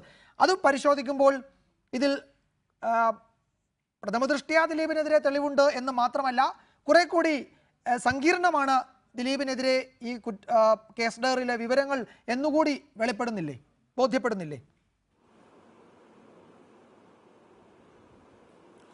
അല്ല, അതിനകത്ത് വളരെ പ്രധാനപ്പെട്ട ഒരു കാര്യം സൂചിപ്പിക്കാനുള്ളത് തെളിവുകളുടെ അഭാവവും ഫാൾസ് ഇംപ്ലിക്കേഷനും രണ്ടാണ്. ചില കേസുകളിൽ നമുക്കറിയാം പ്രതികളെ മനഃപൂർവ്വ ഉദ്ദേശത്തോടു കൂടി തെറ്റായ കാരണങ്ങൾ കൊണ്ട് ഫാൾസായിട്ട് അല്ല തെറ്റായിട്ട് ഇംപ്ലിക്കേറ്റ് ചെയ്യാൻ സാധ്യതയുണ്ട്. അങ്ങനെയുള്ള ഒരു പോലീസിന്, കേരള പോലീസിന് ഈ കേസിൽ അത്തരത്തിലുള്ള ഒരു മോട്ടീവോ അല്ലെങ്കിൽ അത്തരത്തിലുള്ള ഇന്റൻഷനോ ഉണ്ടാവോ യാതൊരു സാഹചര്യങ്ങളും ഇല്ല. ഒരു ഫാൾസായിട്ടൊരു വ്യക്തിയെ ഈ കേസിൽ യാതൊരു അടിസ്ഥാനവുമില്ലാതെ ഈ ഒരു വ്യക്തിയെ ഇംപ്ലിക്കേറ്റ് ചെയ്യണം എന്നുള്ള ഒരു ഉദ്ദേശം കേരള പോലീസിനില്ല. അതുതന്നെയാണ് കേരള പോലീസിന്റെ ഏറ്റവും വലിയ ശക്തിയും ഈ കേസിൽ എന്നാണ് നമ്മൾ വേറൊരു ആംഗിളിൽ കൂടി ചിന്തിക്കുമ്പോൾ മനസ്സിലാക്കേണ്ടത്. കാരണം ദിലീപിനെതിരെ തെളിവുകളുടെ അഭാവമുണ്ട് എങ്കിൽ പോലും ആദ്യഘട്ടത്തിലൊക്കെ കോടതികൾ പോലും പരിഗണിക്കുന്നത് ഈ ഫാൾസ് ഇംപ്ലിക്കേഷൻ ഇല്ല എന്നുള്ള ഒരു വസ്തുത തന്നെയാണ്. പിന്നീട് ഇനിയുമുള്ള ഘട്ടത്തിലാണ് തെളിവുകൾ പോലീസ് സമാഹരിക്കേണ്ടത്. തീർച്ചയായിട്ടും ഇവിടെ സൂചിപ്പിച്ചതുപോലെ 120B എന്ന് പറയുന്ന സെക്ഷൻ വളരെ വലിയ പാടാണ്. കാരണം ഗൂഢാലോചന എന്ന് പറയുന്നത് ആ വാക്ക് സൂചിപ്പിക്കുന്നത് പോലെ തന്നെ അത് തെളിയിക്കപ്പെടുക എന്ന് പറയുന്നത് പലപ്പോഴും ഡയറക്റ്റ് എവിഡൻസ് ഉണ്ടാകില്ല. കാരണം ഗൂഢാലോചന പലപ്പോഴും ഗോപ്യമായിട്ടായിരിക്കും ഗൂഢാലോചന നടത്തപ്പെടുന്നത്. അതുകൊണ്ട് തന്നെ ഡയറക്റ്റ് എവിഡൻസ് ഉണ്ടാവില്ല. സർക്കംസ്റ്റാൻഷ്യൽ എവിഡൻസേ പലപ്പോഴും കാണുകയുള്ളൂ. എന്നാൽ സർക്കംസ്റ്റാൻഷ്യൽ എവിഡൻസിൽ തന്നെ ഇപ്പോൾ സാങ്കേതികമായ തെളിവുകൾ, ഡോക്യുമെന്ററി എവിഡൻസുകൾ, ഫോൺ എവിഡൻസുകൾ, ടവർ ലൊക്കേഷൻ എവിഡൻസുകൾ, അത്തരത്തിലുള്ള എവിഡൻസുകൾ സമാഹരിക്കാനും മറ്റ് കൂട്ടുപ്രതികളെയും കൂടെ ലിങ്ക് ചെയ്തുകൊണ്ടുള്ള എവിഡൻസുകൾ കളക്ട് ചെയ്യുവാനുമുള്ള ബാധ്യത പോലീസിനുണ്ട്. ഇതുവരെയുള്ള അന്വേഷണത്തിൽ അത്തരത്തിലുള്ള ഒരു പ്രോപ്പറായിട്ടുള്ള എവിഡൻസ് ഉള്ളതായി നമ്മൾക്ക് പ്രഥമ ദൃഷ്ട്യാ കാണുന്നില്ല എന്ന് നമ്മൾ സൂചിപ്പിക്കുന്നത് കൊണ്ട് എല്ലാ കാര്യങ്ങളും പോലീസ് ഈ അവസരത്തിൽ നമ്മളോട് റിവീൽ ചെയ്യണമെന്നില്ല. ഉദാഹരണത്തിന് അപ്പുണ്ണിയെ ഇപ്പോൾ അറസ്റ്റ് ചെയ്തില്ല എന്നുള്ളത് കൊണ്ട് അപ്പുണ്ണിയെ ഈ കേസിൽ ലിങ്ക് ചെയ്യാൻ യാതൊരു സാധ്യതയുമില്ലെന്നോ അപ്പുണ്ണിയെ ഇനി അറസ്റ്റ് ചെയ്യുകയില്ലെന്നോ ഒന്നും നമുക്ക് കരുതാൻ കഴിയില്ല. ഇനിയും അറസ്റ്റ് ചെയ്യാം. കാരണം പോലീസിന് അന്വേഷണ ഘട്ടത്തിൽ പോലീസിന് വലിയ അധികാരങ്ങളാണുള്ളത്. ആകാശമാണ് അതിന്റെ പരിധി എന്ന് പലപ്പോഴും പല കോടതി വിധികളിലും പറഞ്ഞിട്ടുണ്ട്. അത്തരത്തിൽ വലിയ പവേഴ്സ് ഇൻവെസ്റ്റിഗേഷന്റെ ഭാഗമായി പോലീസിനുണ്ട്. അപ്പോൾ ഇൻവെസ്റ്റിഗേഷന്റെ ഭാഗമായുള്ള പവേഴ്സ് അവർ അക്യുറേറ്റ് ആയിട്ട് ഉപയോഗിക്കപ്പെടുന്നുണ്ടോ? അത്തരത്തിൽ ഉപയോഗിച്ചുകൊണ്ട് ദിലീപിനെതിരെ തെളിവുകൾ അവർക്ക് സമാഹരിക്കാൻ കഴിയുമോ എന്നുള്ള കാര്യങ്ങളെല്ലാം കാത്തിരുന്ന് കാണുവാൻ വേണ്ടി അല്പം സമയം കൂടി വേണ്ടിവരും. എന്നാൽ പോലും ഇതുവരെയുള്ള അന്വേഷണത്തിന്റെ ദിശ വെച്ചിട്ട് ശരി അതാണ് താങ്കളുടെ വിലയിരുത്തൽ. ശ്രീ ഷോൺ ജോർജ്, താങ്കൾ ടെലിഫോൺ ലൈനിൽ ഉണ്ടല്ലോ. താങ്കൾ ഇതിൽ ഏത് പക്ഷത്താണ്? മനഃപൂർവ്വം ദിലീപിനെ ഈ കേസിൽ കുടുക്കി എന്നതാണോ, അതല്ല ദിലീപിനെതിരെ നിലവിൽ തെളിവുകളൊന്നുമില്ല, പോലീസിന്റെ നീക്കം തെറ്റാണ്? ഇതിൽ മനഃപൂർവ്വം ദിലീപിനെ ഈ കേസിൽ കൊടുക്കണമെങ്കിൽ അയാളോട് ഈ പോലീസിന് എന്തെങ്കിലും വൈരാഗ്യം ഉണ്ടാവണം, അല്ലെങ്കിൽ മറ്റാർക്കെങ്കിലും എന്തെങ്കിലും വൈരാഗ്യം ഉണ്ടാകണം. അങ്ങനെയുള്ള ആക്ഷേപമാണോ, അതാണോ താങ്കളുടെ പരാതി? ഈ വിഷയത്തിൽ ദിലീപിന് അനുകൂലമായിട്ടല്ല. നിങ്ങൾ ഏറ്റവും ഒരു കാര്യം ശ്രദ്ധിക്കേണ്ടത്, പോലീസിന്റെ നടപടികളെ വിമർശിച്ചുകൊണ്ട് രംഗത്തെത്തിയ എല്ലാവരെയും ഏതൊക്കെ തരത്തിൽ വ്യക്തിഹത്യ ചെയ്യാവോ അതെല്ലാം ചെയ്തിട്ടുണ്ട്. ഈ കഴിഞ്ഞ 26 ദിവസത്തിനുള്ളിൽ ഏറ്റവും കുറഞ്ഞത് 30-40 ഓൺലൈൻ പോർട്ടൽസിനെതിരെയും പ്രമുഖ പത്രത്തിനെതിരെയും കേസ് കൊടുക്കേണ്ട ഗതികേടുണ്ടായി എനിക്ക്. സത്യം. അല്ല ശ്രീ ഷോൺ ജോർജ്, അതിൽ ഒരു പ്രധാനപ്പെട്ട കാര്യമുള്ളത്, താങ്കൾക്ക് ഇതിൽ ദിലീപ് അല്ല ഈ പ്രതി എന്ന് പറയണമെങ്കിൽ എന്തെങ്കിലും നമ്മുടെ സോളിഡായ എവിഡൻസ് ഉണ്ടാകണം. ഇത് കേരള പോലീസിന്റെ ഒരു പ്രത്യേക അന്വേഷണ സംഘം അന്വേഷിച്ച് കണ്ടെത്തുന്ന കാര്യങ്ങൾ കോടതിയിൽ കൊടുക്കുന്നതാണ്, മാധ്യമങ്ങളിൽ വാർത്തയാവുകയും ഒക്കെ ചെയ്യുന്നത്. സോളിഡായ എന്തെങ്കിലും ഇൻഫർമേഷൻ നമ്മളുടെ കയ്യിൽ ഉണ്ടെങ്കിൽ നമുക്കത് പറയാം. അങ്ങനെ ഇല്ലാതെ വെറുതെ ഈ കാടടച്ച് വെടിവെക്കുക, ഇത് പോലീസിന് വഴിതെറ്റുന്നു, ഇരുട്ടിൽ തപ്പുന്നു എന്നൊക്കെ പറയുന്നതിന്റെ യുക്തിയാണ് ചോദ്യം ചെയ്യുന്നത് പലപ്പോഴും. ഞാൻ ഒരു കാര്യം പറയാം, ദിലീപ് പ്രതി അല്ല എന്ന് ഞാൻ പറയുന്നുണ്ടെങ്കിൽ ദിലീപ് പ്രതിയാണെന്ന് എന്തിന്റെ അടിസ്ഥാനത്തിൽ? പോലീസ് പറയുന്ന അടിസ്ഥാനത്തിലാണ് നിങ്ങൾ പറയുന്നത്. ഈ 26 ദിവസം അല്ല, കേരള ഹൈക്കോടതിയുടെ ജാമ്യാപേക്ഷ നിരാകരിച്ച ഉത്തരവാണല്ലോ നമ്മുടെ മുന്നിൽ ഏറ്റവും പ്രധാനപ്പെട്ട രേഖ. അത് വായിച്ചു നോക്കുമ്പോൾ ഇതിൽ ദിലീപിന്റെ പങ്കാളിത്തത്തിന് ഈ ഘട്ടത്തിലെ തെളിവുകൾ താങ്കൾക്ക് തൃപ്തികരമായി തോന്നാവുന്ന തെളിവുകളുണ്ട്. ഒരു കാര്യം, 17 പാരഗ്രാഫ് നമ്പർ 17-18 അത് വായിച്ചിട്ടുണ്ടെങ്കിൽ മനസ്സിലാവും. അതിനകത്ത് ഏറ്റവും പ്രമുഖ ഞാൻ മുമ്പേ പറഞ്ഞ 3 കാര്യങ്ങളാണ് ജാമ്യം തള്ളാനുള്ള റീസൺസ് ആയിട്ട് കണ്ടിട്ടുള്ളത്. അതിനു മുമ്പ് അവർ പറഞ്ഞിട്ടുള്ളത് കേസ് ഡയറിയിൽ ഈ പ്രതിക്ക് നമ്മുടെ ഈ പീഡിപ്പിക്കപ്പെട്ട നടിയോട് വാശി ഉണ്ടാക്കാനുണ്ടായ സാഹചര്യം, സത്യം പറഞ്ഞാൽ അത് ആ ഹൈക്കോടതി ഓർഡറിന് വായിച്ചാൽ മനസ്സിലാവും. നല്ല പോലീസ് പറഞ്ഞു കൊടുത്ത ഒരു നല്ല സിനിമാ കഥ പോലെയാണ് ആ ഓർഡറിനകത്ത് കൃത്യമായി പറഞ്ഞത്. പ്രതിക്ക് ഈ വ്യക്തിയോട് വാശിയും വിരോധവും ഉണ്ടാകാനുള്ള കാര്യങ്ങൾ. ഞാൻ ആ ഓർഡറിനെ കുറിച്ച് പറയല്ല. ആ ഒരു സ്റ്റേജ്, ആ 14ാമത്തെ ദിവസം ഒരു കാരണവശാലും ഒരു കോടതിക്കും ഈ 120B അനുസരിച്ച് ആരോപിക്കപ്പെട്ട പോലീസ് അറസ്റ്റ് ചെയ്ത ഒരു പ്രതിക്ക് ജാമ്യം കൊടുക്കാനാവില്ല. അല്ല, ജാമ്യം കൊടുക്കണ്ട. പക്ഷെ ഇത്രയും ഷാർപ്പായി ജഡ്ജ്മെന്റ് എഴുതണമെങ്കിൽ കോടതിക്ക് അത്രത്തോളം ബോധ്യപ്പെട്ട ഒരു കേസ് ഡയറി കിട്ടണ്ടേ ശ്രീ ഷോൺ ജോർജ്? ഞാൻ ആ ജഡ്ജ്മെന്റ് മുഴുവൻ വായിച്ചതാണ്. പോലീസിനെ ഒരു അന്വേഷണത്തിന്റെ സ്റ്റേജിൽ പോലീസിനെ മോശമാക്കാൻ കോടതി ആഗ്രഹിച്ചില്ല എന്നുള്ളത് അല്ല, നിരപരാധിയായ ഒരാളെ തെറ്റായ തെളിവുകളുടെ അടിസ്ഥാനത്തിൽ പ്രതി ചേർത്തുവെങ്കിൽ പോലീസിനെ മോശമാക്കുക എന്നല്ല, പോലീസിനെ കടുത്ത ഭാഷയിൽ വിമർശിക്കും കോടതി. എന്താ സംശയം? പോലീസ് അതിനകത്ത് കൃത്യമായി പറഞ്ഞിട്ടുണ്ട്, ഞങ്ങൾക്ക് ആവശ്യമായ തെളിവുകൾ ശേഖരിക്കുവാൻ സമയം ആവശ്യമാണ്. ഈ വ്യക്തി പുറത്തു പോയാൽ അത് നശിപ്പിക്കപ്പെടും. പ്രതി സമൂഹത്തിൽ വലിയ പിടിപാടുള്ള വ്യക്തിയാണ്. അദ്ദേഹം പുറത്തു പോയെന്നത് ഈ കേസ് തെളിയിക്കുവാൻ പോലീസിന് സാധിക്കാതെ. അല്ല, അത് പോലീസ് പറഞ്ഞതല്ലോ. പോലീസ് പറയുന്നതിനപ്പുറത്തേക്ക് സീൽഡ് കവറിൽ കേസ് ഡയറി കൊടുത്തു. ആ കേസ് ഡയറി ആണല്ലോ ഇതിന്റെ ആധികാരിക രേഖ. അതല്ലേ കോടതി പരിശോധിച്ചത്? അതല്ല പ്രോസിക്യൂട്ടർ പറയുന്നത് മാത്രം കേട്ടിട്ടല്ലോ തീരുമാനമെടുത്തത്. ഓരോ ദിവസവും ഓരോ കഥകൾ പോലീസിന്റെ ആധികാരികമായ പോലീസിൽ നിന്ന് ലഭിച്ച വിവരമാണെന്ന് പറഞ്ഞാണ് മാധ്യമങ്ങളെ മാറ്റൂ. കോടതി, ഞാൻ ചോദിക്കുന്നത് കേരള ഹൈക്കോടതിയുടെ ഉത്തരവിന്, ഈ കേരള ഹൈക്കോടതിക്ക് ഈ പ്രതി നിരപരാധിയാണെന്ന് തോന്നിയാൽ ആ നിമിഷം പോലീസിനെ കടുത്ത ഭാഷയിൽ വിമർശിക്കുകയും ജാമ്യം അനുവദിക്കുകയും ഒക്കെ ചെയ്യാം. ഇത്രയും ഷാർപ്പായി അതിന്റെ മെറിറ്റിലേക്ക് ഇറങ്ങിയ ഒരു ഉത്തരവ് എഴുതാൻ കോടതിക്ക് കഴിയില്ലല്ലോ. 120B അനുസരിച്ച് എൻക്വയറി സ്റ്റേജിൽ ഇരിക്കുന്ന ഒരു കേസിൽ 14ാമത്തെ ദിവസം ഒരു പ്രതിക്ക് ജാമ്യം അനുവദിക്കുക എന്ന് പറയുന്നത് നടപ്പുള്ള കാര്യമല്ല. ഈ ജാമ്യം അനുവദിക്കേണ്ട ഈ പ്രതിയുടെ പങ്കാളിത്തം കോടതിക്ക് തൃപ്തികരമായി ബോധ്യപ്പെട്ട ഒരു ഉത്തരവ് എഴുതാൻ കഴിയില്ലല്ലോ ഈ 14ാമത്തെ ദിവസം. ഇപ്പോ കോടതിയുടെ മുമ്പിലേക്ക് വീണ്ടും വരുമല്ലോ തിങ്കളാഴ്ച. അതെ, ഞാൻ പറയുന്നത്, ഞാനതാണ് ചോദിക്കുന്നത്. അത് വരട്ടെ, നമ്മൾ അങ്ങനെ സംസാരിക്കാം. ഇത് പോലീസിന്റെ തെറ്റായ വിവരത്തിന്റെ അടിസ്ഥാനത്തിലുള്ള പ്രതിചേർക്കലാണെന്ന് പറയണമെങ്കിൽ മറ്റൊരു വിവരം താങ്കൾക്ക് പറയാനുണ്ടാവണ്ടേ? ഈ പോലീസിന്റെ നടപടികളാണല്ലോ നമ്മുടെ പ്രശ്നം. ഞാൻ പറഞ്ഞല്ലോ, ഏതെങ്കിലും തരത്തിൽ പോലീസിനെ വിമർശിക്കുന്നവർക്ക് എതിരെ പോലും വലിയ രീതിയിലുള്ള ആക്രമണം ഉണ്ടാവുന്നു. ഇന്നലെ രാത്രിയിൽ മാത്രം ഒറ്റ കാര്യം പറഞ്ഞല്ലോ. ഇന്നലെ ഏഷ്യാനെറ്റ് ന്യൂസിൽ വിളിച്ചു വരുത്തി പി സി ജോർജ് പറയുന്നത് മുഴുവൻ കള്ളമാണ് എന്ന് സ്ഥാപിക്കാൻ രീതി എത്ര വലിയ മെനക്കേടാണ് ഇന്നലെ ഒരു ദിവസം ഏഷ്യാനെറ്റ് ന്യൂസ്. അല്ല, അത് മറ്റൊരു ചാനലിലെ ചർച്ചയായതുകൊണ്ട് ഞാൻ അതിന്റെ വിശദാംശങ്ങളിലേക്ക് പോകുന്നില്ല. താങ്കൾക്ക് വേണമെങ്കിൽ ചാനലിൽ ചർച്ച ചെയ്യുമ്പോൾ എനിക്ക് ആ വിശദാംശങ്ങളിലേക്ക് പോകാതിരിക്കാൻ കഴിയില്ല. ഇല്ല, അത് ശ്രീ ഷോൺ ജോർജ് നമുക്ക് പറ്റില്ല. അത് ഏഷ്യാനെറ്റിൽ നടന്ന ചർച്ചയാണെങ്കിൽ ആ ചാനലിൽ അതിന്റെ വിശദീകരണം, നമ്മളെ സംബന്ധിച്ചിടത്തോളം അത് നമ്മുടെ വിഷയമേ അല്ല. അത് ചർച്ചയിൽ പങ്കെടുക്കുന്നവരും ആ ചർച്ചയിൽ പോകുന്നവരും ഒക്കെ അത് തയ്യാറായി അത് മറുപടി പറയാൻ പറ്റുന്ന നിലയിൽ ചർച്ചകളിൽ പങ്കെടുക്കുക എന്ന് മാത്രമേ നമുക്ക് പറയാൻ കഴിയൂ. തന്നെയുമല്ല, നമുക്കിപ്പോൾ സമയം അതിക്രമിക്കുകയും ചെയ്തു. ഞാൻ അവസാനിപ്പിക്കുകയാണ്. ആ ചാനലിലെ ചർച്ച സംബന്ധിച്ച് മറ്റൊരു ഡിസ്കഷൻ ഇവിടെ നമുക്ക് സ്പേസ് ഇല്ലാത്തതുകൊണ്ട് ഞാൻ ഇടപെടുകയാണ്. ചർച്ചയിൽ പങ്കെടുത്ത Shri Subhash Babu, advocate Priyadarshan Thampi, Shri Baiju Kottarakkara, Shri M A Nishad, Shri Shone George, Shri Bineesh Bastin, എല്ലാവർക്കും നന്ദി.